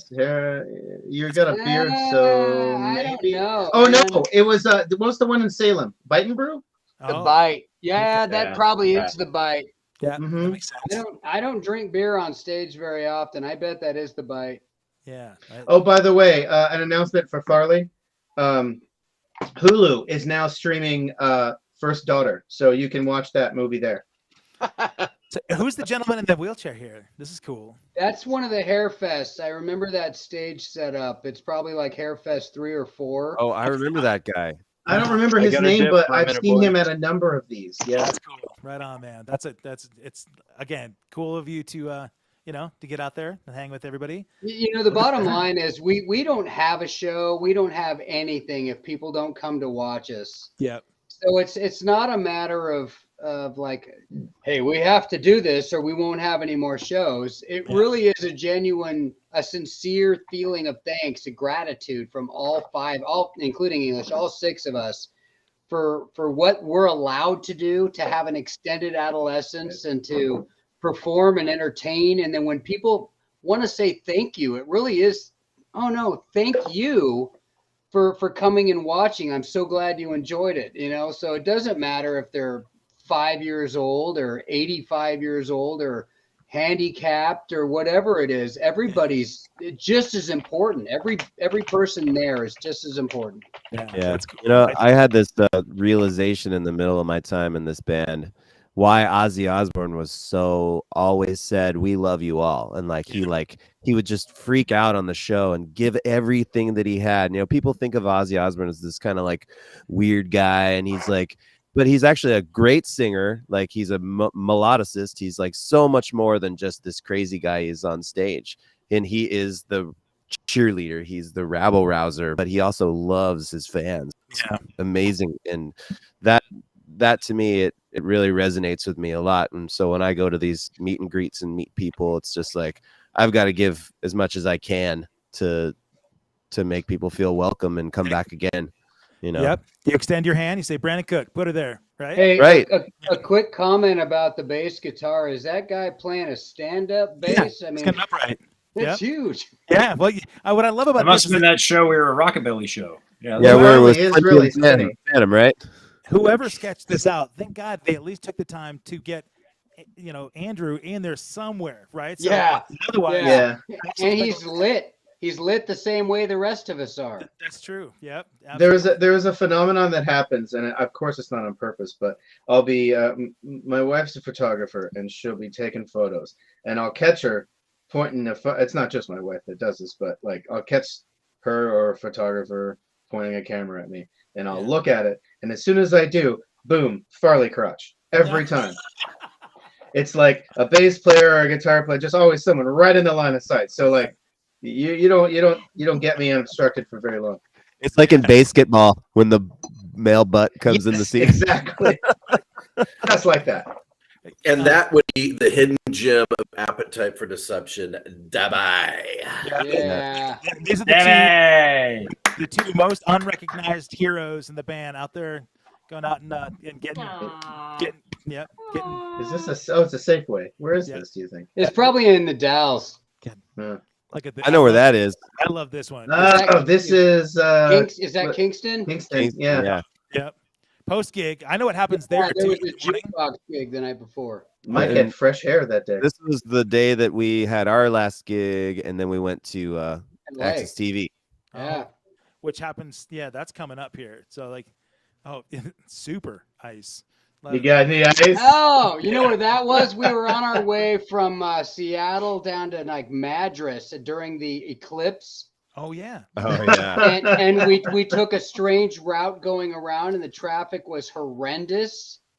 And we were stuck in traffic, and they got out, and we saw the sign that said "Watch for Ice," and we had a photo up. Nice, good. This is definitely the tent at Hairfest when they had the Hairfest tent shows. Yep. Oh yeah, I did. Yeah, okay. Love that one. That's a good one. I like your pants there, Mark. Yeah. I don't know what's going on here, man. This is ridiculous. The antics. This photo hung in the night train for years. Yep, that's a good trajectory. How are you spitting all that water on him? God. I think that's drawn on there. This is so Mark had talked earlier about his this another sort of unrecognized huge fan, but also a supporter of the band that I think is a tremendous human being, Ernie Wall. Ernie. Yeah. Yeah. This is another way that English paid his way. Yeah. Right after a shower. Entertaining our guests. Is that what you're getting at? Okay. Beautiful. There's a weird bump in your robe there too, English. I don't know what's up with that. It's a tumor, man. Give him a break. I love this. Hey, you should do hallelujah because you're hot. Yeah. I think this girl that I do not remember this. Yeah, well, there were so many, right? Hallelujah. Yeah. What is that? So the song I Hallelujah. don't remember who, but a girl gave it to me. And speaking of other weird things, somebody walked up to me, gave me this wadded up piece of paper or tinfoil or something. I'm like, what is this? And inside was a huge ball of weed. Oh, and dude, it was the tip for the band. And I'm like, what the heck am I going to do with this? Nobody smokes weed, man. Yeah. Well, you got to get paid somehow. You know, I don't know. What did you do with that? I didn't know anything about that. That was his compensation for the night. Kipe all my dubage? What else? This is how we ate on the road, right? So feel the bune. Yes, like Bune. What is going on there? We're down. Hey, I know where that is. Corn dogs. Yeah. This is in Montana again, isn't it? No. This is out in the Dalles. I think that's out. No, that's out at Dune Fest at the The Pepsi thing. The something county fair where they Yeah. have NASCAR races. Yeah, I recognize the backdrop now. Remember the Hairfest show we played out there in the sand, Kevin? I think that's where that's from. Well, I only put it in here because English sent it to me, but I've never deep throated a corn dog on camera before, so I had to. As far as you know. Yeah, nothing that's been spotted. Stinky. Yeah. Love this, man. This is This is Stinky, right? Yeah. English. Yep. That was him? That's Stinky. No, that's the car. Before the good paint job. Gotcha. That's okay. not the Stinky from the audition. Okay, good. I like this. I like Debbie's reaction to whatever I'm showing her on the phone here. Too. Oh, Kevin with natural hair. Look at that. Yep. But look at Debbie's like, oh my God, why did he do that? That's I love it. Yes. Yeah, that's the face of someone losing respect for Kevin Rankin. Oh yeah, brother. Way to go, Sardonko. That's good stuff. That was in Canada. He and I have funny pictures from convenience stores. I have a really creepy one on my phone with the chips. Do you remember the chip bag one? I remember the chip bag one, you bet. Pepperidge Farm remembers. Is it creepier than this? What? Oh, that's a Spencer's, isn't it? Oh, English is having a beer bong. Yeah, but on the end of the bong is a nice appendage there. So that was well. It's a dong bong. Yeah, it's a beer dong. Nice. You know what? If you guys could throw an Appetite logo on that, there's more merch for you to sell at Hairfest. Yeah. I bet we'd sell a lot of them. Yeah, you would. Whiskey. Yeah. There you go. Faded Whiskey Go-Go show. We had time to take this photo because we got there probably 2 hours before we were supposed to. Oh yeah, man. Because we're never late. That's true. And because you always need extra space to park the RV with the trailer, so you always. And it gave Mike and I time. Can you to zoom in on this at all? I can't. Sorry. If you remember, we had a softball size appendage growing out of the side of the tire. Ooh. That when we pulled up. Yeah, later is when we fixed it. Yeah. Well, it was right then, but when we pulled it across the street, catty corner over at Oz, for anyone that knows where the Oz gift shop is. It's catty corner. We parked in there a lot, and Mike and I changed the tire over there. Wow. Yeah, that's the this must be backstage. Oh, this is the Sorum wig. Yep, there it is. And that It was must be brand new then. Oh, I don't know how this one popped in there, English. Where did that come from? But Is that Janida?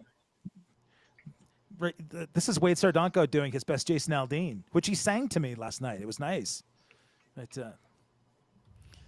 Yeah. That looked like We his want- eating pussy and kicking ass outfit. that's right. Speaking of, Oh, that we have a Matt water. Sorum- This is the radio. Is this the brew? Yes. Yep. Yeah, Okay. that's Tribute Tuesday in It's a- the hallway behind it. it's a miracle to me that Andrew is even married with that face. That's Yeah. that's just like, sorry, buddy. But I know Something this happens around cameras. I make faces. It's now a reflex. that sex face when I don't like.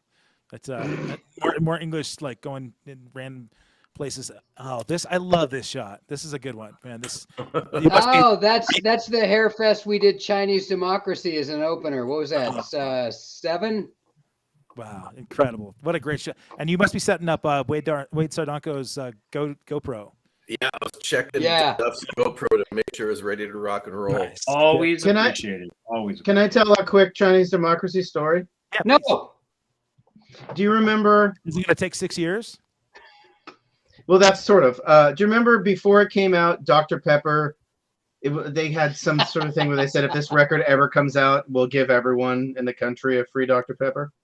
So Oh when my god. we did this show at Dante's, and we thought, well, it came out, so we're going to give everyone. We wanted to do Dr. Pepper, but we thought, well, we're a tribute band, so it has to be like one of the store brand Dr. Peppers. Oh, nice. So we got clearance, and we gave out. We started throwing out a bunch of these like Mr. Peppers or whatever it was. Dr. Skipper. Dr. Yeah, Skipper. I Thank actually you. tried to get a Safeway sponsorship Sponsorship. because my dad worked at Safeway, Nice. and like So- he was like, "Well, we can't really do anything for you." But like anyway, go ahead, Andrew. The lesson we learned is there's a reason why bands don't give heavy cans of soda to the audience members, because that shit was coming back at us. It was like busted and leaking everywhere and stuff. Oh God. Oh my Yikes. god, that stage was so sticky.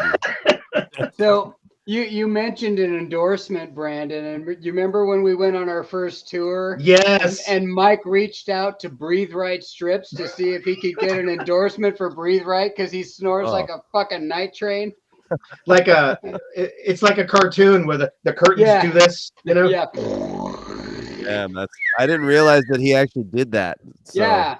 He tried to Speaking get of an that, we endorsement lost him. for Where did Breathe Right.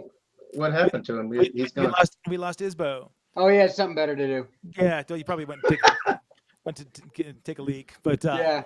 you know, so I'm just now seeing all these comments here because I couldn't see them when I had the slides up. So a lot of people weighing in about the different hair fests and Gene Greenwood, of course, mentioned that you're the favorite band he ever shot, which is there have been incredible photographers, incredible videographers that have worked with the bands.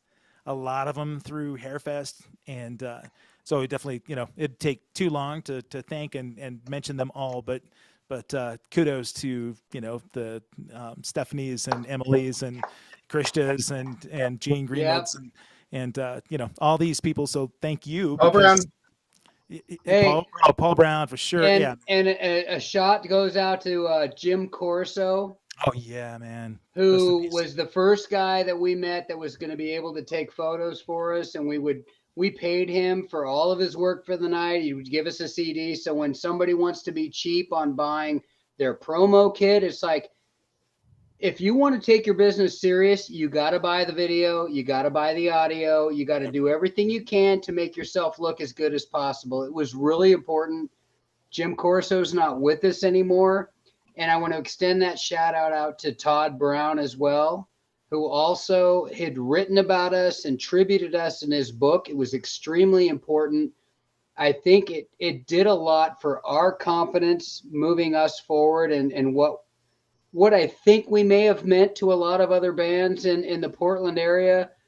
Those Todd guys, made us characters in his book, even.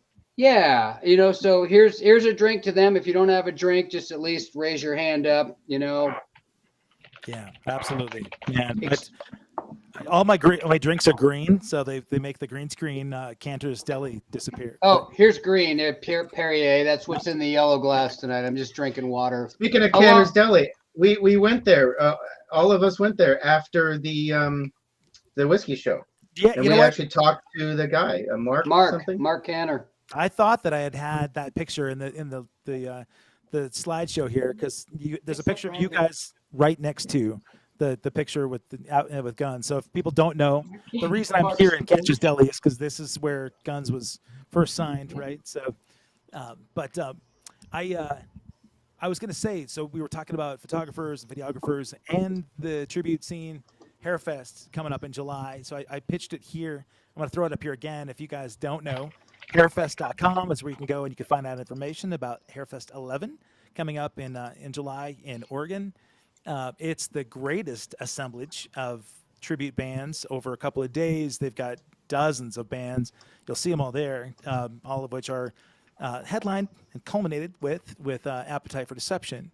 So this is a big one this year, right? This is a special one for you guys. It is. You want to talk a little bit about? Yeah. Yeah. It is. Go ahead, Kevin. I was just going to say, Michael Killian, if you're listening and you lost connection, I hope you jump back in here again because this is your time to shine. But anyway, go ahead, Mark. Yeah, it's we've been doing this for 18 years, and I think we've been doing it well for 18 years. It just really feels like we've done Hairfest. This will be 10 years. It's time to make room for somebody else. And the other guys in the band didn't like it when I said this to them, that I think that we need to step away and let everybody else do their thing. We're going to step back. So I said, let's make this our last show. I don't like the idea of that at all, but it is kind of where we're at. I want to go out while we're respected in the community, that people like what we do, and like we've made a real mark. I don't want to go out like, when I see people making fun of Vince Neil or Don Dokken or Bon Jovi or anybody else that is the artist, the one who wrote it, the one that has been performing that music for 30 years, and people start laughing at them because they can't do it. We're still we're just a tribute. Yeah. We're not the original artist. We're not collecting the royalties. I don't want to do that. And because when I perform at less than, I'm pretending to be 27. And when I perform at less than that level, my audience feels old. And I don't want my audience to feel that way. So I'm going to walk away. That doesn't mean that musically that the rest of us are all done. Everybody's got their own projects. Yeah. We may continue to do other things together, but this project really needs to just come to its grand finale, in my opinion. Yeah. And I would allow them. They're fully capable. If they want to go on and bring somebody else in and fill the spot and continue the great music on and on and on and on and have a great singer in front, I'm fine with that. I don't have any problem with that at all. I'm not offended. But as far as I'm concerned, I don't ever want it to come down from where it is right now. Yeah. I just want to finish on a strong note. Yeah. I mean, I would imagine, there's no better place, right? Hairfest is such a great way to make that statement, and I know that personally, I've seen you guys play so many incredible shows, but there's something about Hairfest that goes the next level. It really is. If it's not already sold out, I'm sure it will be. And guys, if you're watching this and you've not caught this, you would be blown away by the attention to detail and the magnificent bands that are there. It's crazy. Jason Feldman has done something that should not even be possible, right? To be able to bring that many incredible tribute bands together and make a legitimate festival. It's like a Coachella of tribute bands. It's unbelievable, man. Yeah, serious. It has been for us. It's kind of the pinnacle of the year, and as a tribute band, we've talked about it as a band, how it's not the highest paying show that we get in like payout. The check that we get is not as big as a lot of the shows that we do. And we get paid differently. Social equity, the photos, the video, the fan attention, our press kit for the entire year. It's invaluable as a band. You know, everything that you use to get there, your next gig comes from all of that stuff together. And when you're at home in front of your fans that you get to do lunch with and hang out with and go watch a Motley tribute or go watch a Def Leppard tribute or go watch Heart tribute or whatever. You go see the shows with they're friends of yours, and then they go watch your show and they give you equal respect. Yeah. You know, it's Hairfest is really a special thing, and Jason has done some amazing work putting it all together. I don't even know where to begin with thanking him for the opportunity to be part of this. He thanks us for, you know, allowing it to, it's sort of an equal, a give and take thing. You know, he latched onto us, we latched onto him, and we've propelled this thing forward together. He's done all the work. We've played the music. It is definitely a symbiotic relationship. Oh my God, totally. Yeah. Man, I got to tell you guys that I know it's going to be an emotional time. You know, there are so many people in the chat even that have been a huge part of your guys' history. And, you know, I think a lot of bands, like you mentioned, Mark, a lot of bands don't figure it out. They don't I'm talking about Guns N' Roses. You know, at some point when Axl just can't perform anymore, it should be time, right, for him to just find an alternate thing. So, speaking of alternate things, you know, let's talk a little bit about what the next steps look for you guys. I know each one of you has your own like separate projects, and so maybe let's start with you, Brandon. You've been quiet for a little while. Let's talk about a little bit about your projects and what's happening after Appetite. Well, a lot of this stuff's been going on like while I've been in Appetite. It'll continue with Black and Blue and the Loyal Order. I just had a debut show with Sarah Moon. Yeah. It went really, really well. The band. She's on the show on the 20th, by the way. We're going to debut her new unexpected duets. All right, so go ahead. Sorry about that. Yeah, I'm very excited about that in particular. You know, that's such a great song that we did. I don't even know. Do you know has it been released what song it is? No. Oh, okay, cool. Yeah, but it's been like the original artist is an unbelievable artist, and knowing that he might get to hear it is pretty mind-blowing for me. And so that's awesome. But also, you know, I'm going to continue writing my own stuff and teaching. I teach guitar for a living, and that's my main source of income. And I've done it for, let's see, I started teaching when I was 15. I'm 47, so wow. 32 years. How do people get a hold of you if they want lessons? They can come to BrandonCookMusic.com. Okay. That Silver Lining Media, aka Kevin Rankin, has built for me. That was not a pitch for me. that was my pitch for you. Right.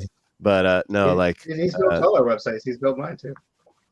Yeah, dude, so many people have helped me in this business, and Appetite for Deception has been, you know, like a huge anchor for me. Keeps me grounded. You know, these guys are my brothers. You know, you get a little bit of notoriety in the world, and like people aren't as real as you want them to be, and then you come home and you get to meet your friends.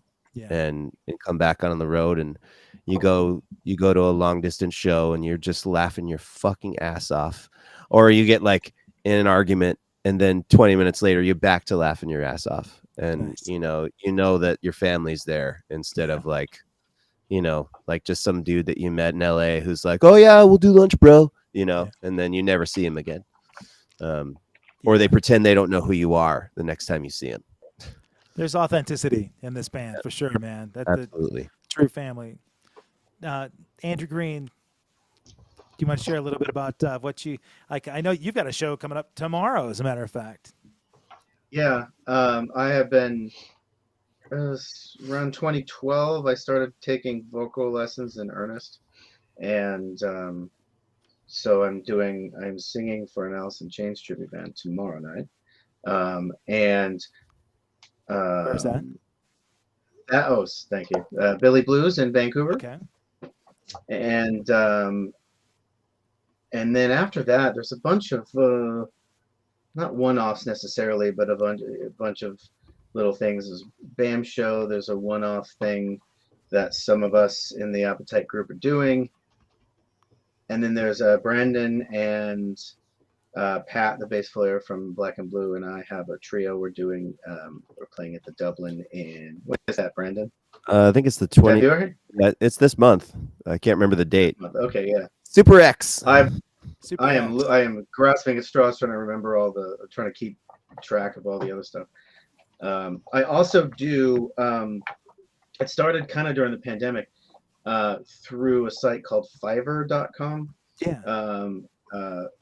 Using my MIDI drums, basically, I do drum tracks for people online.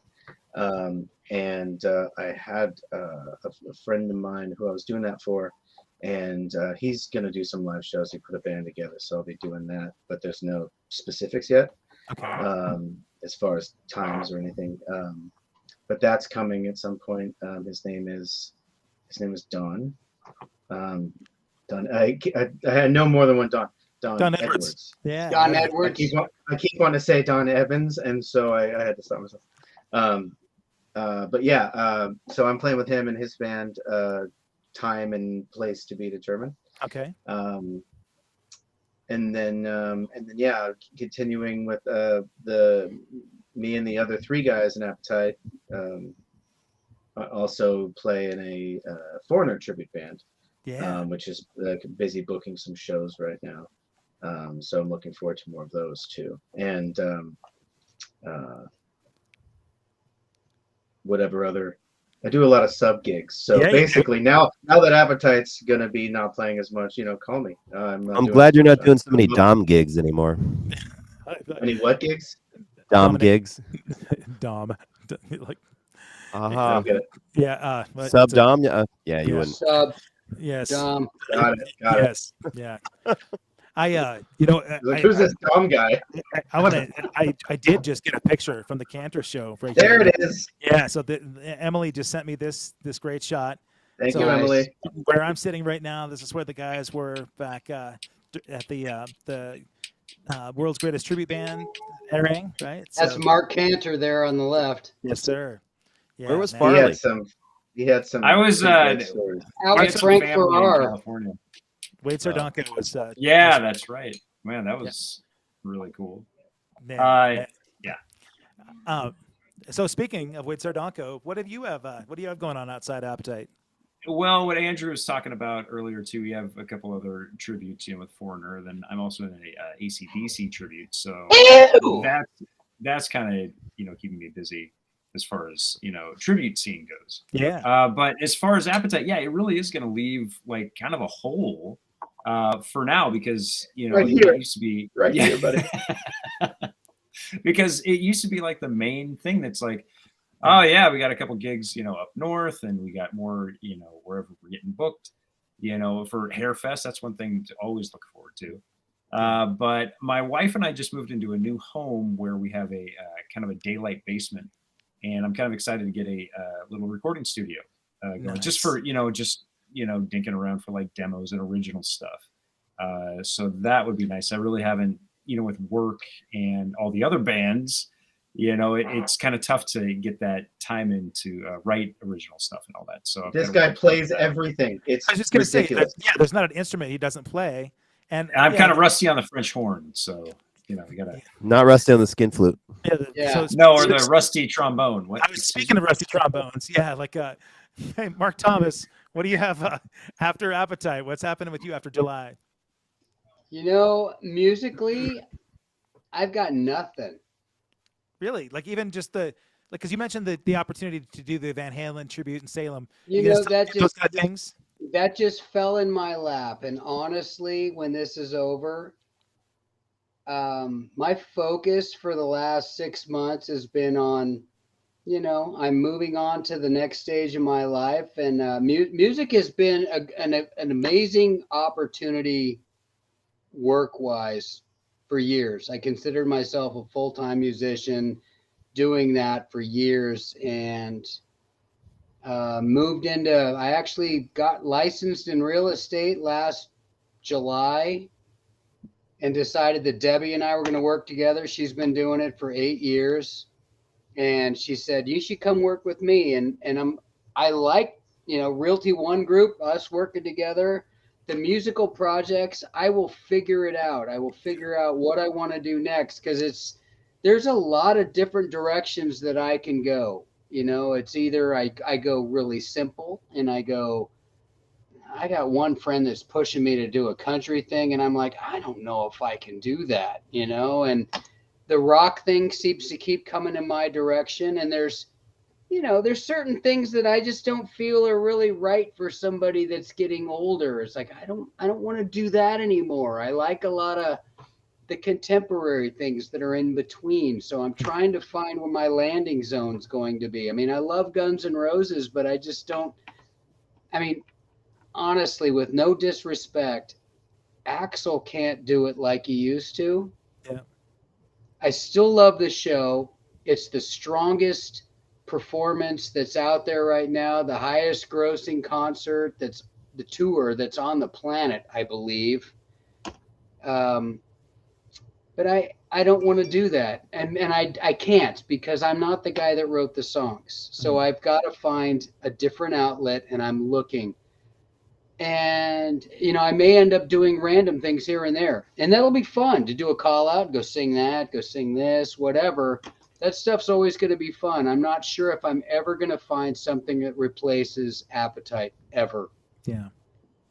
Well, certainly not to that extent, right? I mean, there's been so much commitment to that I can't imagine dedicating that much time and energy and attention, but yeah, I don't know if I could really see myself getting back into spandex to do anybody else. I don't. Ernie Wall in chat says a T.G. Shepherd tribute might be the way to go. So. Oh my God! Yeah. Burt Bacharach passed away yesterday or today, so maybe that's the next step, right? So yeah, I just want to say something to like what Mark's saying. Like there's eras of people that did, Johann Sebastian Bach and Beethoven. Like every symphony show is a tribute to a past bygone era, and that's what we did. Like we decided that Guns N' Roses was our Bach, and we paid the same kind of tribute that classical musicians pay to that bygone era. Like I don't think we have nearly as much like elitism around what we do, but we definitely carry the same kind of like passion for that music and bring like a great bit of love and joy to like people's lives. And maybe that's nostalgia or whatever, but like the people that come to our shows, they love that party era, and we sure love it, man. We had so much fun doing this, man. Yeah, I wouldn't have traded this for the world. Like we got really lucky, to had so much fun doing this. I don't think there's luck. I mean, I'm a fan of saying you're fortunate, right? I mean, luck to me insinuates that you don't deserve it, that you didn't work for it. It didn't just fall in your lap. I mean, everybody worked at making this thing. They contributed their parts, and they made things fun. Go ahead, Mark. Luck is where preparation and opportunity meet. There you go. Yeah, spoken like a true real estate guy. That's what it's been. Hey, you know what, English? I know what you've got next. You just you've landed from Colombia not even 24 hours ago, right? So you're a world traveler. But besides that, you want to talk a little bit about what's next for you? How are you going to fill your time with Russian roulette hotel room keys? That's a good question. Yeah, it's like they say, all good things must come to an end. It has been an amazing ride. I have been the luckiest guy on the planet to hang out with these guys. It's been so much fun, so much fun. What am I going to do? I'm constantly busy. I'm glad it was at least good for you. I'll keep myself busy. It's going to be a big change. I mean, these guys, well, I can't say they have been my brothers. They will continue to be my brothers forever. It's been amazing. It's been a great ride. True. Man, I was really hoping that Michael could get his internet connection dialed back, because I wanted to be able to to just. I know that he's got. It's of his course- damn cricket phone. Right. Yeah. Well, here at Cantor's, they upped the Wi-Fi, so maybe that's we're good here. So if you guys correct me if I'm wrong, I know he's certainly got the Jukebox Heroes tribute with you guys, which to me, when you started talking about it, I think that's even as much an authentic tribute to Foreigner as Foreigner anymore, right? So it's pretty much they're the same. Well, same. and I heard Foreigner's hanging it up. The tribute to Foreigner is hanging it up. So We have one less original guy than Foreigner does. Wow. Well, yeah. yeah, but they're not going to tour anymore. I mean, those guys are done. I mean, whenever this little tour thing that they're doing now is done, they're done. So They're you like guys Elizabeth are Hurley. like, you're the. I heard she's done. Is that true? I actually just did. Elizabeth Hurley. I just did a gig with Lou Graham down in Cancun in October, and incredible band. I mean, he had Tony Franklin on bass, and I mean, a whole all-star guy lineup, and he that voice. You know, there's only one voice like that on the planet. Unfortunately, you know, it just aged, man. I mean, that muscle doesn't stay. You know, so I felt. You know, it was a sad thing to know that. That's why athletes retire. The body doesn't do what it did in its 20s. Yeah, that's a drag. But man, you've all committed and worked so hard at this thing. And from a fan's perspective, as you know, I mean, I think I was in awe and inspired by you guys, both in the tributes I played, but also original bands. And I consider every single one of you a dear friend, man. I love you, and I'm excited for you guys to, to finish out this year on a high note and have all your projects in the future be, fruitful and be the benefit of all the work and time that you put into this thing. Mm-hmm. If Michael, if you're listening, man, I think Izzy Stradlin didn't get as much respect and attention as that's what we need. We need a Gilby right now. Izzy's gone. Where is Izzy? We need to bring our Gilby in real quick. Actually, Gilby is probably available for the podcast. Should I just see if he can? Gilby Clark is probably available. Yeah, to do this. let me text him real quick. But man, guys, and to you guys that are in the chat and stuck this thing out too. The support that you gave to this band is tremendous. I think it's been fun and just magical, to watch how this has all developed. And in July, when Hairfest 11 culminates and the smoke clears, man, I think it's going to be a really cool opportunity for you guys to look back on a career and an opportunity, well deserved, hard earned. I'm grateful, that you took the show tonight has almost gone as long as a Guns N' Roses show too. So that's kind of nice. Yeah. But yeah, man. Marathon fuckery is what it is. Anytime we're in the same place together. I love it. I'm hoping to get to see each one of you do your original things, and I know I'll be seeing you English on Wednesday. Me too. Fantastic, man. Me and Debbie, we got our tickets too, and I think and Ernie's going to be there. We're going to all be sitting relatively close together, I think. What is this show? A Flock of Seagulls is playing down in Salem on Wednesday night with the Strangelove Depeche Mode experience, which is an unreal Depeche Mode tribute. You guys, is it sold out? I don't know. I don't think so. Yeah, I heard there was one ticket left. I think I'm gonna get it. So yeah, before the show at the Elsinore Theater, Mr. Scott English put together this pre-party, this pre-hang at the Coin Jam arcade bar a block away from the Elsinore. So we're gonna go. I'm excited to come back home and get to see some people that I haven't seen in a long time. And that'll be a good time. Oh yes, man. Even some of these people in the chat. I see Keith Parkhurst. I see you and Cheryl there. Looking forward to hugs there. And just know every single one of you guys, man, has meant the world to me. So thank you for being here on the show. And guys, thank you, Kevin. Yeah, man. Thanks for appreciate making you for actually doing this. With 5-star guitars help too, man. You do some great work. So thank you. And whoever canceled tonight to give us the opportunity to fill this spot. Gilby Clark. I want to thank Gilby. Thank you, Gilby, for canceling. So what was the greatest band in the world that couldn't make it? So we came, right? Yeah, exactly. This is just a tribute. Nice. I'm gonna miss this heckle for sure. Anytime you guys want to come back on, it was Leather Wolf or something was supposed to be here, right? Leather Wolf. dude. Hear the Three calling. guitars, baby. 3 guitars. I used to use the intro to the calling as my drum solo, Andrew. So I was a big Leather Wolf fan. Oh, you're kidding. No, don't get me started, man. I loved Leather Wolf. Yeah, Leather Wolf and the Scorps, right? yeah. Like, well, you know, it didn't have to have priority, but so listen, guys. Thank you guys so much. If you talk to Michael Killian, tell him I appreciated the time he did get to dedicate here. And if you guys are watching this and you have not yet done so, subscribe to the channel, like this video, share it with your buddies. Hold on a second. It's 9:17. Can we not run this till 10? It's time for an encore. Let's do it. Get people clapping. Let's go. Come on. We're gonna run this thing till 10. We can do it. Yeah. Well, you know what I might have to do is Manowar. Yes. Get a couple more quarters in the meter. Let's go. You must have watched the Paul Sortino episode. Good. Like, shout out to Paul for having longevity. Yeah. Yeah. So anyway, guys, thank you guys so much, and I look forward to Thank connecting. you, Kevin. Yeah, I'll see some of you guys on Wednesday, Thank you.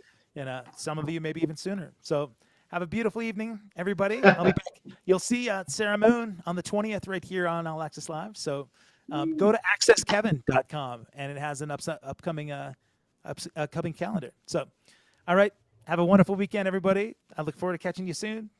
Be good to each other. Happy Thank you. Valentine's Day.